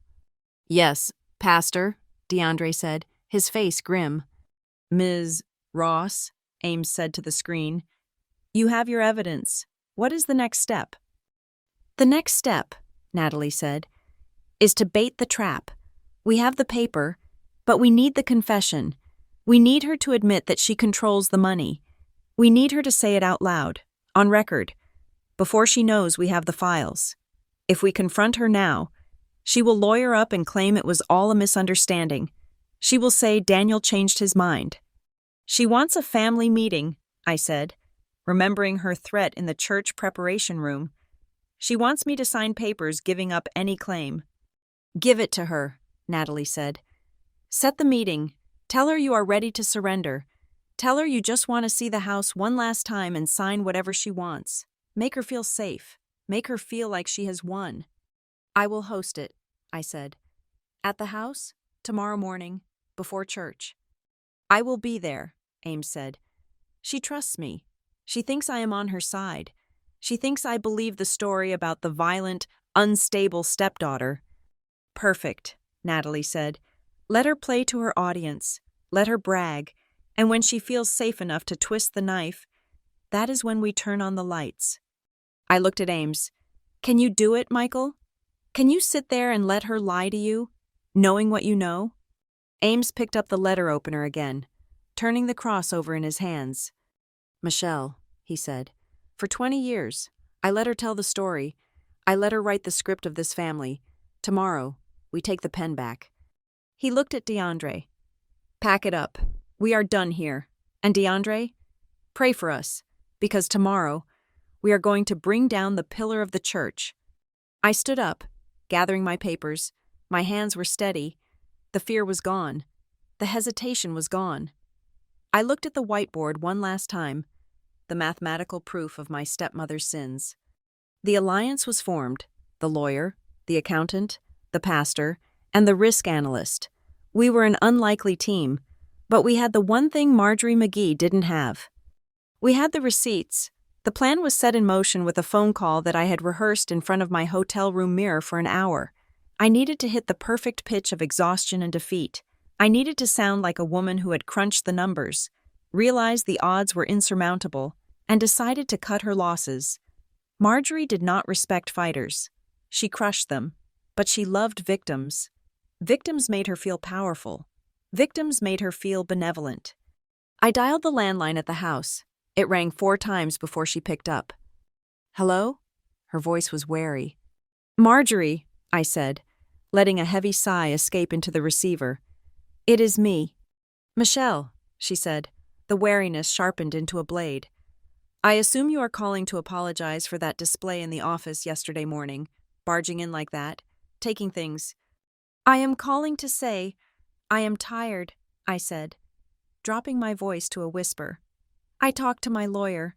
She said that without a notary, Dad's letter is just paper. She said a court battle could take years. It would cost more than the policy is worth." There was a pause on the other end. I could practically hear her smiling. "Your lawyer is a smart woman," Marjorie said, her tone softening instantly into that cloying, patronizing sweetness. "I tried to tell you, Michelle, God has a plan for this family. Fighting against it only brings pain." "I know," I lied. "I just want to go back to the city. I want to put this behind me. But I need to sign the release forms you talked about, the ones waiving my claim." "Yes," Marjorie said eagerly. "Yes, that is the right thing to do. For your father's memory. We don't want his name dragged through the mud." "Can we meet?" I asked. "Sunday morning? Before the service? I want to get it done so I can drive back to the city by noon." "Sunday is the Lord's Day," she mused, pretending to hesitate. "But, yes, it is fitting. We can settle the family affairs before we go to the altar. Come to the house at 8 in the morning. I will have the papers ready. And Michelle?" "Yes?" "Dress appropriately. We are going to church afterward together. United." "Okay, Marjorie," I said. "United." I hung up. My hand was shaking. Not from fear, but from the sheer adrenaline of the deception. I had just invited myself into the lion's den, and the lion had opened the door wide. 30 minutes later, there was a knock on my hotel room door. I looked through the peephole. A woman in jeans and a vintage leather jacket stood there, holding a duffel bag. She had dark glasses on, her hair pulled back in a messy bun. She looked nothing like the high-powered litigator she was. I opened the door. "Natalie?" "Michelle," she said, stepping inside and locking the door behind her. She pulled off her sunglasses. Her eyes were sharp, scanning the room. "The package is secure. I have the files, the copies of the ledger, and the affidavit from DeAndre." "Did anyone see you?" "I am a ghost," she said, dropping the bag on the bed. "I told the front desk I am an old college friend here for moral support. As far as Maple Ridge knows, I am just Sarah from marketing." She unzipped the bag. Inside were stacks of manila folders, color-coded and organized with the precision of a military operation. She pulled out a sleek black folder. "This," Natalie said, tapping the cover, "is the kill shot. DeAndre came through. He found a handwritten note Marjorie clipped to a petty cash voucher 3 years ago. It says, quote, 'Borrowing $500 from the youth fund for Tyler's car repair. Will replace next week.' She never replaced it. It connects her handwriting, her intent, and the theft in one document." "And the clock?" I asked. "Pastor Ames is handling it right now," Natalie said. "He is at the house." I checked my watch. It was 2 in the afternoon. At that exact moment, 3 miles away, Pastor Michael Ames was standing in the living room of my childhood home. He had called me right before he went in, his voice tight with nerves. We had scripted his role carefully. He wasn't there as an investigator. He was there as a shepherd concerned for the widow's safety. I could imagine the scene perfectly. The living room with its heavy velvet drapes and the smell of lemon polish. The wedding photo of Marjorie and my father hanging above the mantelpiece, a picture where she looked triumphant and he looked merely present. According to our plan, Ames had arrived with a box under his arm. He told Marjorie that the church council had authorized a security upgrade for the parsonage and the deacons' homes following a series of break-ins in the next county. "It is a smart home device," Ames had practiced telling her. "It connects to the sheriff's department, a motion sensor and a panic button." It was actually a high-definition camera and a microphone concealed inside the face of a generic-looking wall clock. Natalie had sourced it from a private investigator in the city. It recorded to a cloud server in real time. Marjorie, vain and paranoid, would have loved it. She loved anything that made her feel important enough to be a target. I imagined her fluttering around Ames, offering him tea, while he climbed the stepladder to hang the clock directly facing the seating area. Later that evening, Ames met us at a diner on the outskirts of town. He slid into the booth opposite me and Natalie. He looked pale. He kept rubbing his hands together as if trying to scrub something off his skin. "It is done," he said quietly. "The camera is live. I checked the feed on my phone in the car. The audio is crystal clear." "Did she suspect anything?" Natalie asked, dipping a fry into ketchup.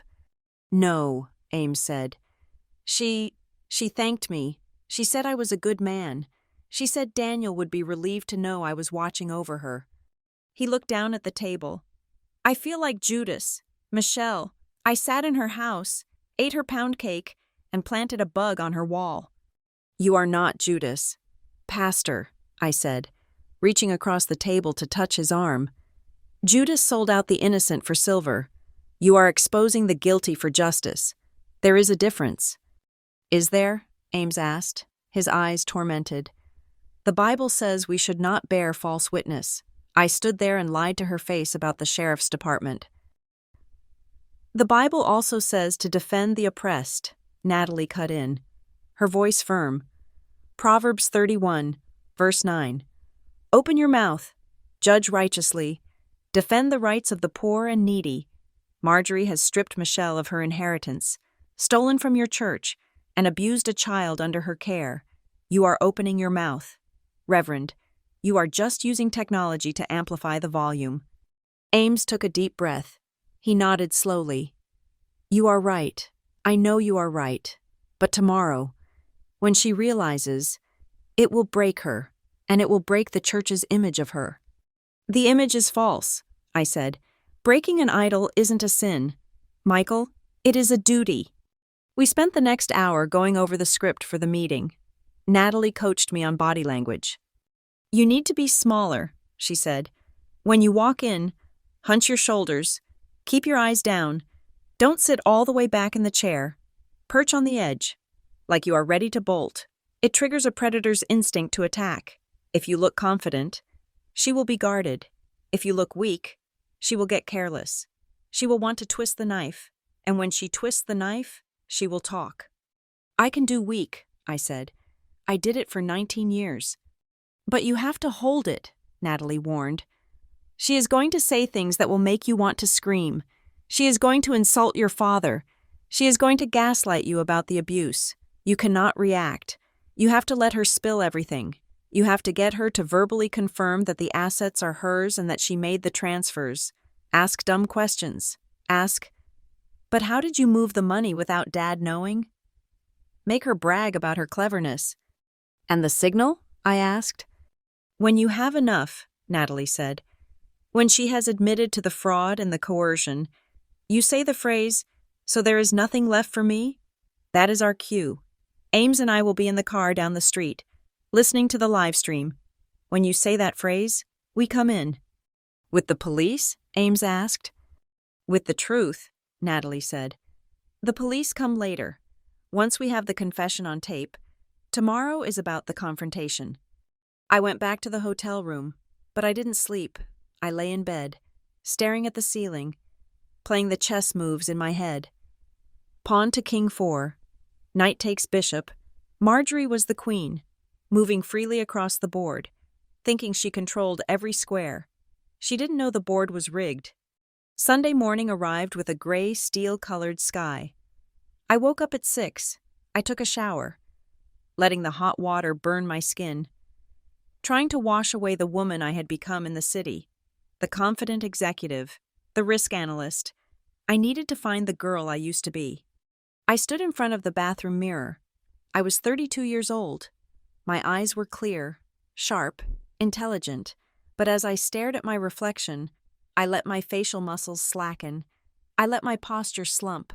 I remembered the feeling of the scratchy wool tights I used to wear. I remembered the smell of the concealer I used to buy to hide the bruises. I looked into my own eyes and saw 2 people. There was Michelle, the victim, the 19-year-old who packed a bag in 7 minutes and ran away into the night, sobbing on a Greyhound bus. She was still there, terrified, waiting for the next blow.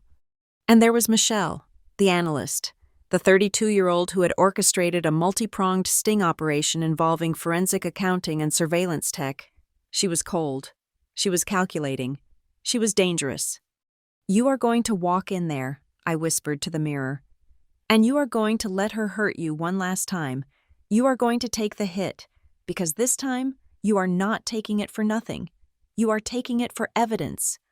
I put on a simple gray dress, one that was slightly too big, making me look frail. I tied my hair back in a low ponytail, skipping the styling products. I wore minimal makeup, just enough to look pale and washed out. I drove to the house. The gravel crunched under my tires at exactly 7:55. The house loomed large and white against the gray sky. New Hope Church stood in the distance, its steeple sharp as a needle. I saw Marjorie's car in the driveway, and next to it, a strange car, a silver Lexus. My stomach tightened. Marjorie had invited someone. I parked and walked up the steps. I didn't knock. I used my key, the one I had kept on my ring for 13 years, a symbol of the home I never really had. I opened the door. "Michelle!" Marjorie called out from the living room. Her voice was bright, artificial. "Come in, darling. We are in here." I walked into the living room. The clock on the wall was ticking loudly. Tick, tick, tick. Its camera lens was invisible. A black pinhole in the number 12. Marjorie was sitting in her favorite armchair, wearing a navy blue suit that screamed authority. But she wasn't alone. Sitting on the sofa, looking uncomfortable, was my cousin Tyler, Marjorie's nephew, technically, but she had raised him like a second son. He was a real estate agent with a reputation for cutting corners.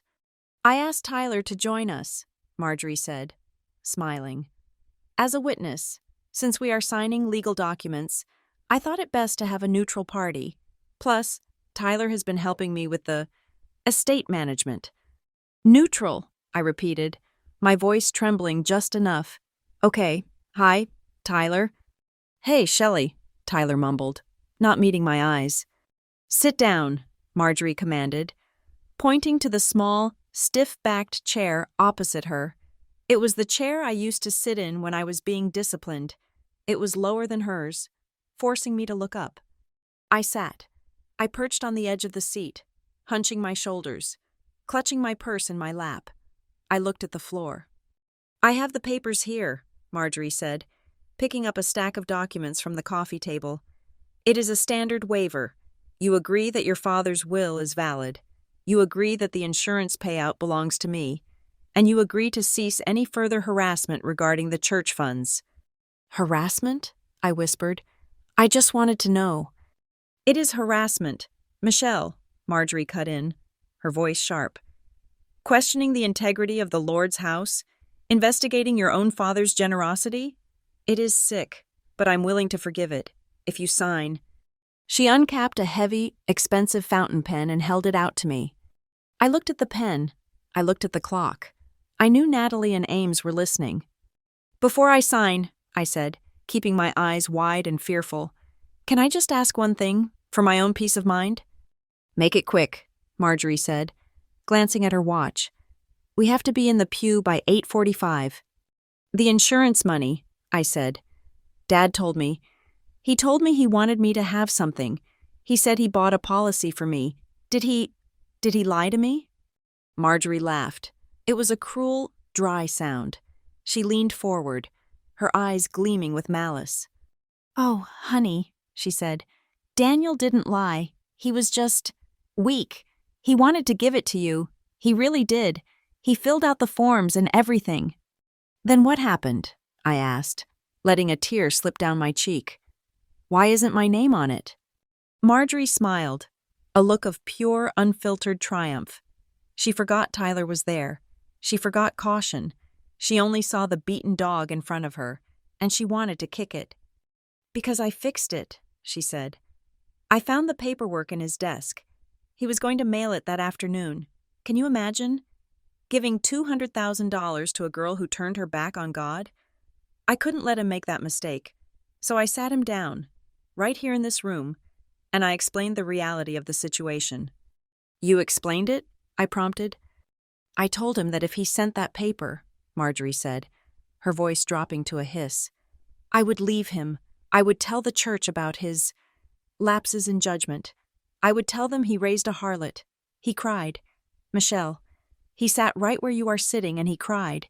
And then, he let me cross out your name. He let me write mine. He knew I was right. The money belongs to the family that stayed, not the one that ran." "And the transfers?" I asked, my voice barely audible. "The money for the church?" "My money," she corrected. "I moved it, bit by bit. Daniel was too soft to build a legacy. So I did it for him. I built that new wing. I bought that organ. And I did it all under his nose. He thought he was paying bills. He was actually paying for his salvation." She leaned back, looking satisfied. "So you see, Michelle, you were never going to win. I was always 3 steps ahead. Now, sign the paper. Be a good girl for once." I looked at the pen.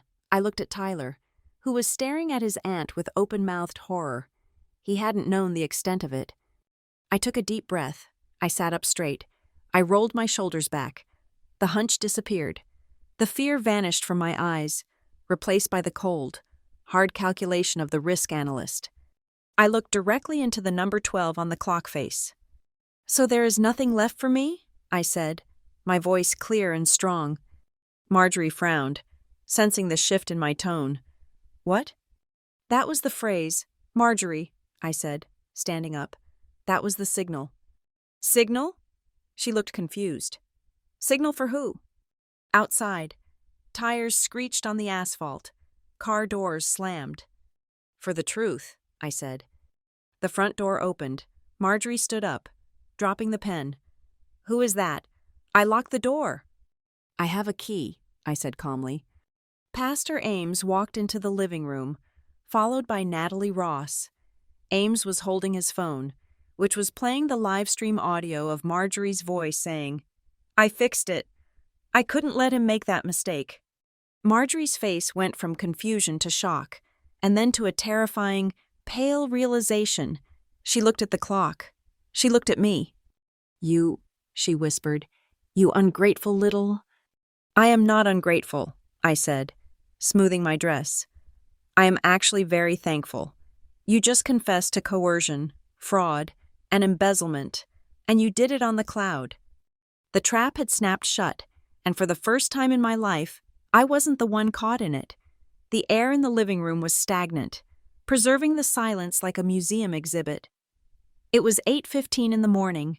To my left, the grandfather clock ticked with a heavy, rhythmic cadence, its pendulum slicing through the tension. To my right, sitting on the plush beige sofa, was my cousin Tyler. He looked like a man waiting for a dentist appointment he knew was going to hurt, fidgeting with his tie, avoiding eye contact, checking his phone every 30 seconds, and directly across from me, in her high-backed velvet armchair, sat Marjorie. She had positioned herself perfectly beneath the oil painting of her and my father, framing herself as the grieving matriarch. She held a file folder on her lap, tapping it with a manicured fingernail. "We do not have all day, Michelle," Marjorie said. Her voice was calm, reasonable, the voice of a woman trying to herd a slow child. "The service starts in 45 minutes. I need to be in the choir loft by 8:45. Let us get this unpleasantness over with so we can go worship the Lord with clear hearts." "I know," I said, keeping my voice small. I hunched my shoulders forward, shrinking into the hard wooden chair she had pointed me to. I want to make sure I understand what I'm signing. The legal language is so dense." "It is standard boilerplate," Marjorie sighed, exchanging a look of long-suffering patience with Tyler. Tyler just looked at his shoes. "It simply states that you acknowledge the validity of your father's official will, that you accept the insurance payout distribution as it stands, and that you waive any future rights to audit, investigate, or harass the estate or the church regarding financial matters. It is a clean break. Michelle, it is what you wanted, isn't it? To go back to your city life and leave us be?" I looked at the document on the coffee table. The words "irrevocable waiver" stared back at me. "It says here," I said, pointing a trembling finger at paragraph 4, "that I acknowledge that all donations made in Daniel McGee's name were done with his full knowledge and consent. But, Marjorie, how can I know that? The amounts were so big. Dad never spent money like that." Marjorie leaned forward. The bait was in the water. "Daniel was a generous man," she said, her voice dropping to a reverent whisper. "He wanted to build a legacy, but he was shy. He didn't want the glory. That is why I helped him. I was his helpmeet. Michelle, I managed the details so he wouldn't have to worry about the math. I moved the funds where they were needed most. The new roof, the organ restoration, that was us. That was this family." "But the money came from his insurance premiums," I said, acting confused. "I saw the dates. He thought he was paying for a policy for me, the one from Mutual of Omaha." Tyler's head snapped up. "Wait, what policy?" Marjorie shot Tyler a warning glare. "There is no policy for her. Tyler, she is confused." She turned back to me, her eyes hardening. Stop living in a fantasy. Michelle, your father canceled that policy years ago. He knew you would just squander it. He trusted me to manage the wealth, and I have managed it beautifully. Look at the church. Look at the community. That is where the money belongs, not in your pocket. So you admit you moved it? I asked softly. You moved the money he thought was for insurance and put it into the church accounts? Marjorie laughed. It was a sharp, barking sound. I didn't move it. Michelle, I consecrated it. I took secular greed and turned it into holy influence. And yes, I did it. Every check, every transfer. Because Daniel was too weak to do what was necessary. He would have let that money sit in a bank account doing nothing. I put it to work.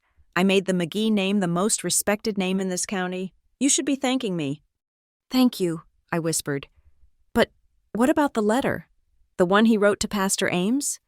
Marjorie froze for a fraction of a second. Her knuckles whitened on the file folder. What letter? Tyler asked, his voice rising. Aunt Marjorie, you said this was just a standard probate meeting. You didn't say anything about a letter. Shut up, Tyler, Marjorie snapped. Not looking at him, she stared at me, her eyes narrowing into slits. You are bluffing. There is no letter. Daniel didn't write letters.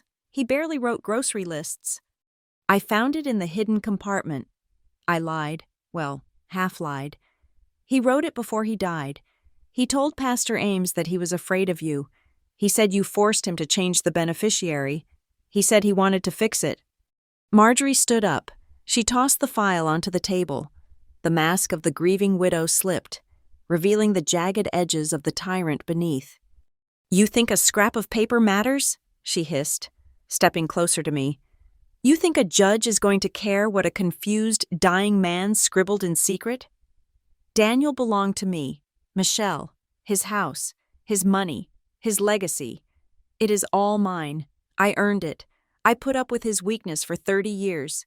I put up with you. He wanted to be fair, I said, letting my voice crack. He loved me. He tolerated you, Marjorie shouted. The veneer of calm was gone now. She was pacing the rug, her hands gesturing wildly. He loved the idea of a daughter, but the reality? The sullen, ungrateful brat who stared at him across the dinner table? He couldn't stand you. That is why he let me handle you. That is why he looked the other way when I had to. Correct you. Correct me, I repeated. You mean hurt me? I mean discipline, she spat. I was the only one trying to save your soul, dragging you to church, making sure you looked presentable, making sure you didn't embarrass us. And what did I get for it? Scorn, rebellion. She stopped pacing and looked at Tyler, who was pale and pressing himself into the sofa cushions. She thinks she is a victim, Tyler, Marjorie said, gesturing to me with disgust. She thinks she was abused. She doesn't know what I saved her from. I saved this family from scandal, and I did it by taking control. Yes, I signed the checks. Yes, I signed Daniel's name on the transfer orders when his arthritis was too bad, or when he was too cowardly to do it himself. I ran this ship, and I am not going to let a little stowaway sink it now. I looked at the clock. The second hand swept past the 6. You signed his name? I asked, looking up at her with wide eyes. Isn't that illegal? Marjorie scoffed. It is my husband. We are one flesh. What is his is mine. The law doesn't understand biblical marriage. And besides, she leaned in, her voice dropping to a conspiratorial sneer. Who is going to prove it? You? With your history of mental instability? I have spent 10 years telling this town how fragile you are, how you make things up, how you have episodes. If you go to the police, they will just call me, and I will tell them you are off your meds again. Pastor Ames will back me up. The whole church will back me up. You are alone, Michelle, just like you have always been. Pastor Ames might not back you up, I said quietly. Michael Ames does what I tell him to do, Marjorie declared. He knows where his bread is buttered. He knows who paid for that new roof. He isn't going to bite the hand that feeds the offering plate. She reached down and grabbed the pen from the table. She thrust it toward me. Sign the paper, Michelle, now, before I lose my Christian charity and call the sheriff to have you removed for trespassing." I looked at the pen. Then I looked at her hands, those strong, manicured hands that had left so many marks on my skin. "I can't sign it," I said. "Not if it is a lie." Marjorie dropped the pen. It clattered onto the hardwood floor. She lunged. It happened fast, a blur of motion that I had anticipated but still flinched at. She grabbed my left wrist, the same wrist she had squeezed in the parking lot, and yanked me out of the chair. She pulled me close, her face inches from mine. I could smell her peppermint breath and the heavy layer of powder on her cheeks. "You listen to me, you little wretch," she whispered, her voice a low, vibrating growl. "I taught you respect every Sunday morning for 6 years. Do you need another lesson? Do you think because you are 30 years old I can't make you cry? I will ruin you. I will drag your name through the mud until you can't get a job sweeping floors in this state. Daniel is in the ground. He can't save you. God isn't listening to you. You belong to me." She squeezed. Her thumb dug into the median nerve. The pain was sharp, electric, familiar. It was the pain of my childhood. Tyler stood up, knocking over a vase on the side table. "Aunt Marjorie, stop. You are hurting her." "Sit down, Tyler," Marjorie screamed without looking at him. She kept her eyes locked on mine, waiting for the fear. She wanted to see me crumble. She wanted to see the 19-year-old girl beg. But she didn't see the girl. She saw the woman. I didn't pull away. I didn't cry. I let the pain travel up my arm, cataloging it as data. Pressure, high, intent, malicious, duration, continuous. I stopped hunched. I straightened my spine. I looked directly into her pupils, which were dilated with rage. "Thank you," I said. My voice was not a whisper. It was calm, clear, and projected perfectly toward the wall clock. Marjorie blinked. "What?" "Thank you," I repeated. "For admitting it, for admitting you signed his name, for admitting you moved the money, and for proving, right now, exactly what kind of discipline you used." Marjorie's grip loosened slightly, confusion clouding her anger. "What are you talking about? Are you crazy?" "No," I said. "I am just not alone. At least today. Someone heard every word you just said." Marjorie pulled back, looking around the empty room. "Who? Tyler? Tyler won't say a word. He knows better." "Not Tyler," I said. Ding dong. The doorbell rang. It was a cheerful, generic chime that sounded absurdly out of place in the suffocating atmosphere of the living room. Marjorie jumped as if she had been shot. She dropped my wrist. She looked at the door, then back at me. A dawn of horror began to break over her face. "Who is at the door, Michelle?" she whispered.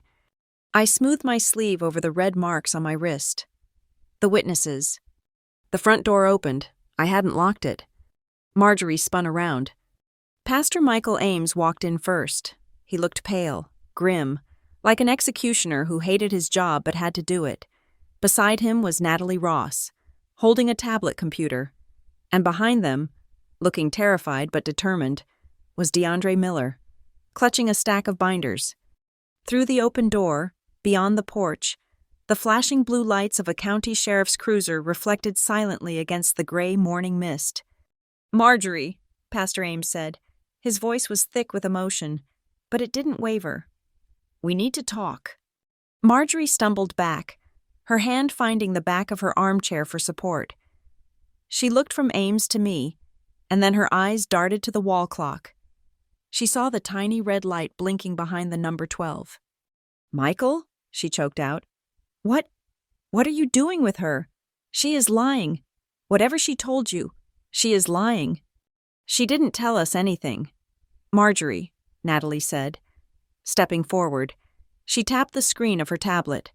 Marjorie's own voice, recorded seconds ago, filled the room, tinny but unmistakable. "The law doesn't understand biblical marriage. Who is going to prove it? You?" Marjorie's mouth opened, but no sound came out. She looked at Tyler. Tyler was standing with his back to the wall, his hands raised in surrender, shaking his head. "I didn't know," Tyler stammered. "I swear, I didn't know she was stealing." It is over, Marjorie, I said. I didn't shout. I didn't gloat. I just stated the fact. The audit is done, the recordings are backed up, and the police are here to take a statement regarding the forgery of Daniel McGee's financial documents. Marjorie looked at me one last time. The hate was still there, but the power was gone. She looked small. She looked old. She looked like exactly what she was, a thief in a Sunday suit. "You ungrateful child," she whispered, tears of self-pity finally springing to her eyes. "After everything I did for you." "You didn't do it for me," I said, walking past her toward the door where the police officer was now stepping onto the porch. "You did it to yourself." I walked out onto the porch, taking a deep breath of the cold, clean air. The trap had sprung, the cage was open, and for the first time in 32 years, I was free. Natalie Ross stepped forward, the heels of her boots clicking sharply against the hardwood floor. She held the tablet like a shield, her expression unreadable behind her professional demeanor. "Marjorie McGee," Natalie said, her voice filling the room with the cool authority of the law. "My name is Natalie Ross. I am the attorney representing Michelle McGee. I am advising you that the conversation which just took place has been recorded in its entirety, with the consent of one party and under the observation of law enforcement witnesses. The officers outside are not here to arrest you at this exact second, but they are here to secure the premises and ensure the preservation of all financial documents, electronic devices, and evidence relevant to the investigation of constructive fraud and embezzlement."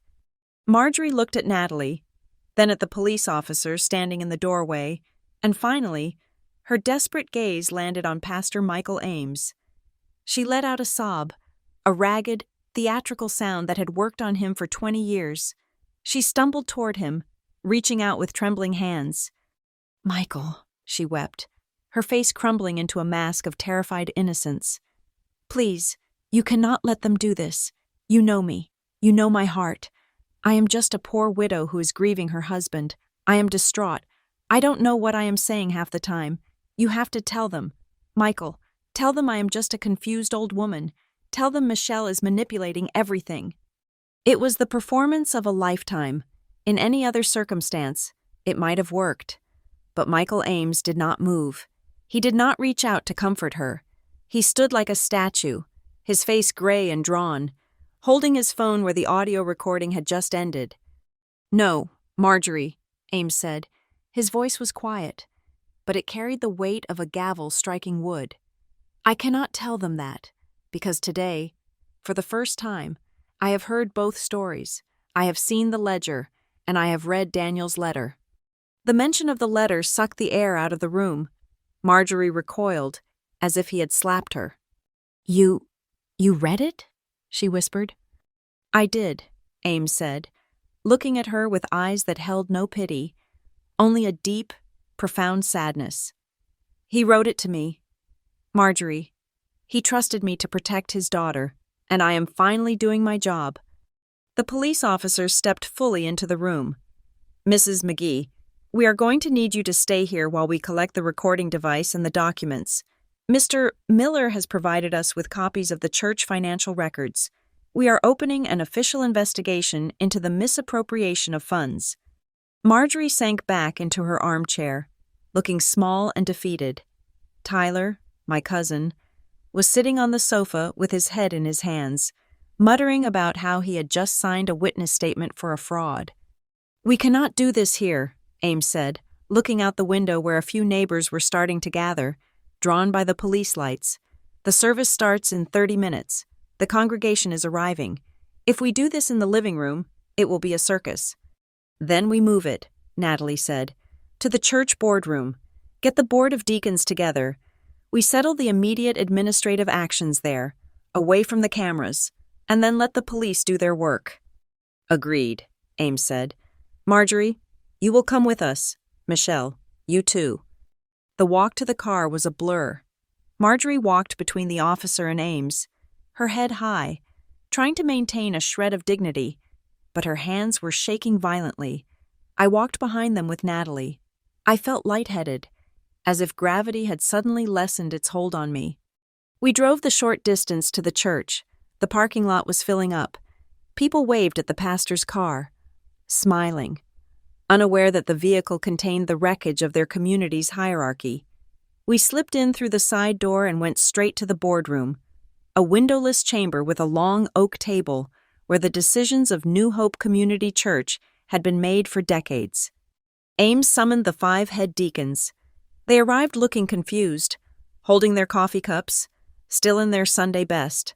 When they saw the police officer, Natalie, and the tear-stained face of Marjorie McGee, the mood shifted from confusion to alarm. We sat down. Marjorie took the seat at the far end. I sat next to Natalie. Ames stood at the head of the table. "Gentlemen," Ames began, his voice steady, "we have a crisis, and it is one of our own making." Natalie stood up. She didn't waste time with pleasantries. She connected her tablet to the projector screen at the end of the room. "Gentlemen, my client, Michelle McGee, has been systematically defrauded of her inheritance," Natalie said. "But more importantly for this board, your church has been used as a money-laundering vessel to hide that theft." She pulled up the spreadsheet, the one DeAndre, Ames, and I had built yesterday. "This is the timeline," Natalie explained, using a laser pointer. "On the left, you see withdrawals from Daniel McGee's personal accounts, authorized by Marjorie McGee. On the right, you see anonymous donations deposited into the Church General Fund, administered by Marjorie McGee.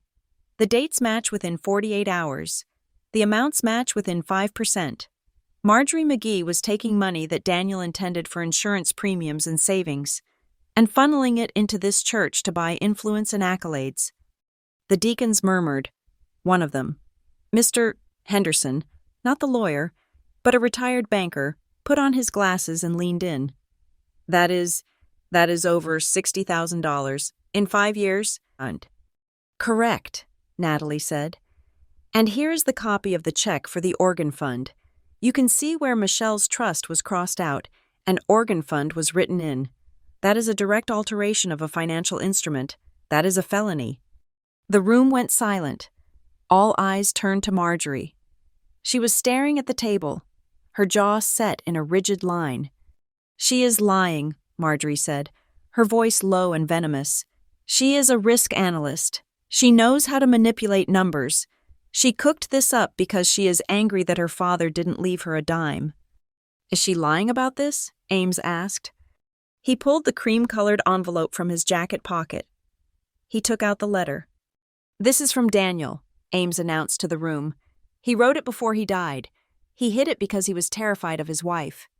Ames began to read.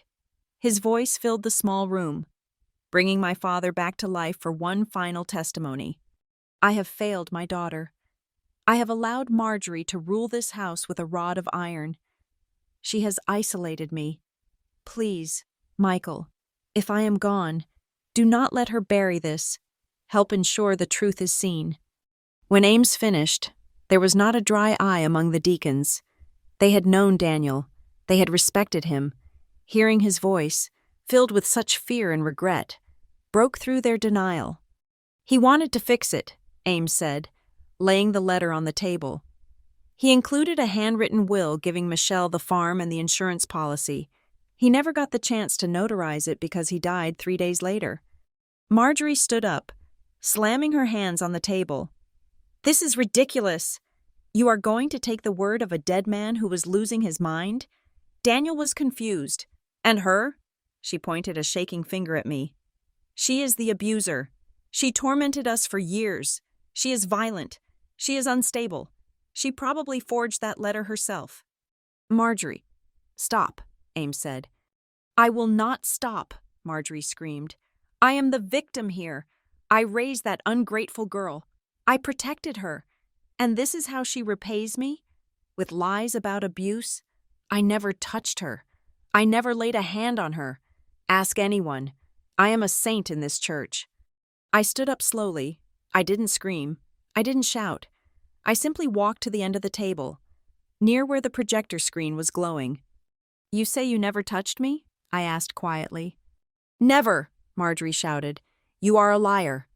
I unbuttoned the cuff of my left sleeve.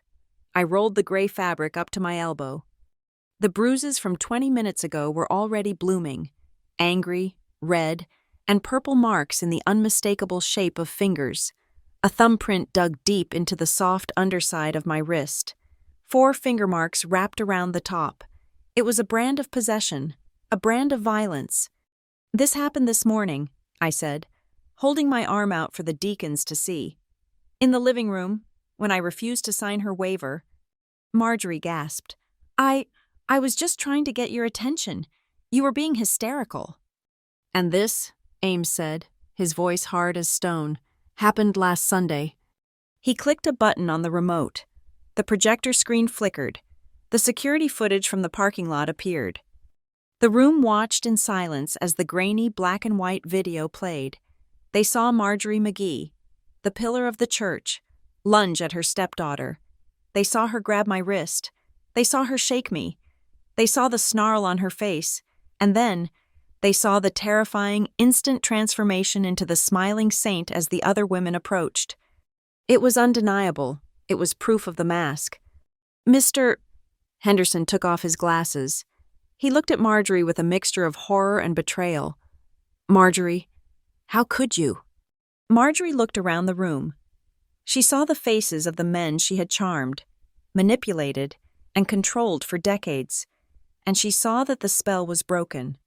There was no admiration left, only disgust. She slumped back into her chair, covering her face with her hands. "I move," Mr. Henderson said, his voice shaking, "that we immediately suspend Marjorie McGee from all leadership positions within New Hope Community Church, pending the results of a police investigation and an external financial audit." "Seconded," another deacon said instantly. "All in favor?" Ames asked. Every hand in the room went up. "Motion carried," Ames said. "Marjorie, you are relieved of your duties. You will step down from the choir. You will step down from the finance committee, and we will be fully cooperating with the police and Michelle's legal team regarding the restitution of the diverted funds." Ames turned to me. "Michelle, regarding the will, the church will not contest the handwritten document. In fact, we will file an amicus brief in probate court, supporting its validity based on the evidence of fraud we have seen today. We will do everything in our power to make sure your father's wishes are honored." "Thank you," I said.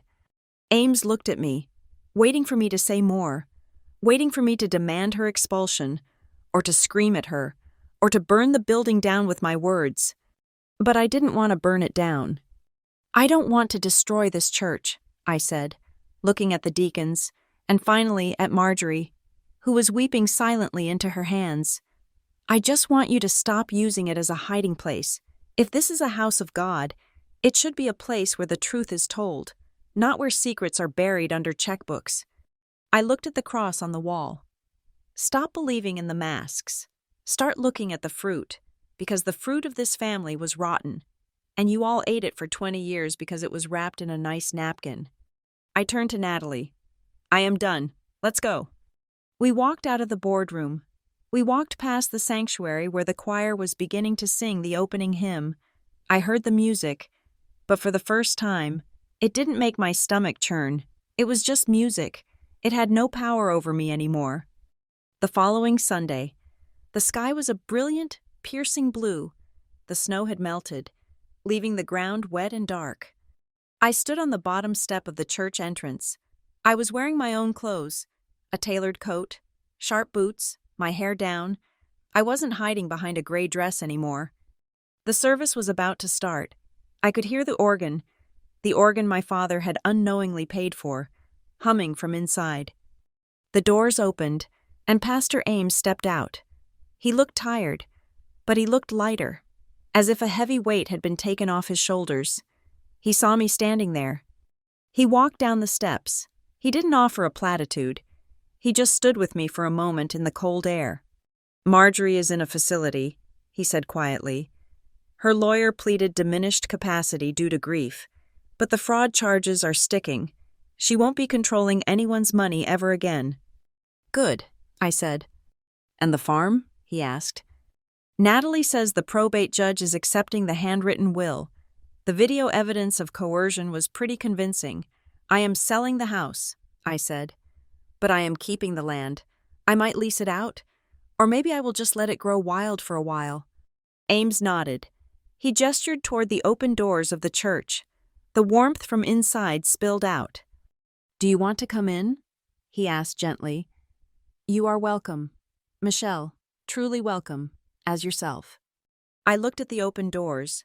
I looked at the sanctuary where I had spent hundreds of hours trembling, hiding, and being erased. I thought about the 19-year-old girl who had sat in that pew, praying for a rescue that never came. I had rescued her, I had come back, and I had pulled her out of the wreckage. I looked up at the sky. It was vast and open. No, I said, a small, genuine smile touching my lips. Today? No. I think I will go find a coffee shop that plays jazz. But thank you, Michael. Goodbye, Michelle, he said. Goodbye, Pastor. I turned around. I walked down the path toward my car. I didn't look back at the steeple. I didn't look back at the town. I got into my car, started the engine, and drove away. For the first time in my life, it wasn't a Sunday of fear. It wasn't a Sunday of performance. It was just Sunday, and I was free. Thank you so much for listening to this story of justice and reclamation. I would love to know where you are tuning in from today.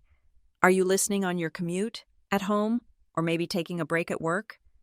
Let me know in the comments below so we can connect. If you enjoyed seeing the truth come to light, please subscribe to the Lila Revenge Stories channel. Hit that like button and smash the hype button to help this story reach more people who need to hear that it is never too late to fight for yourself.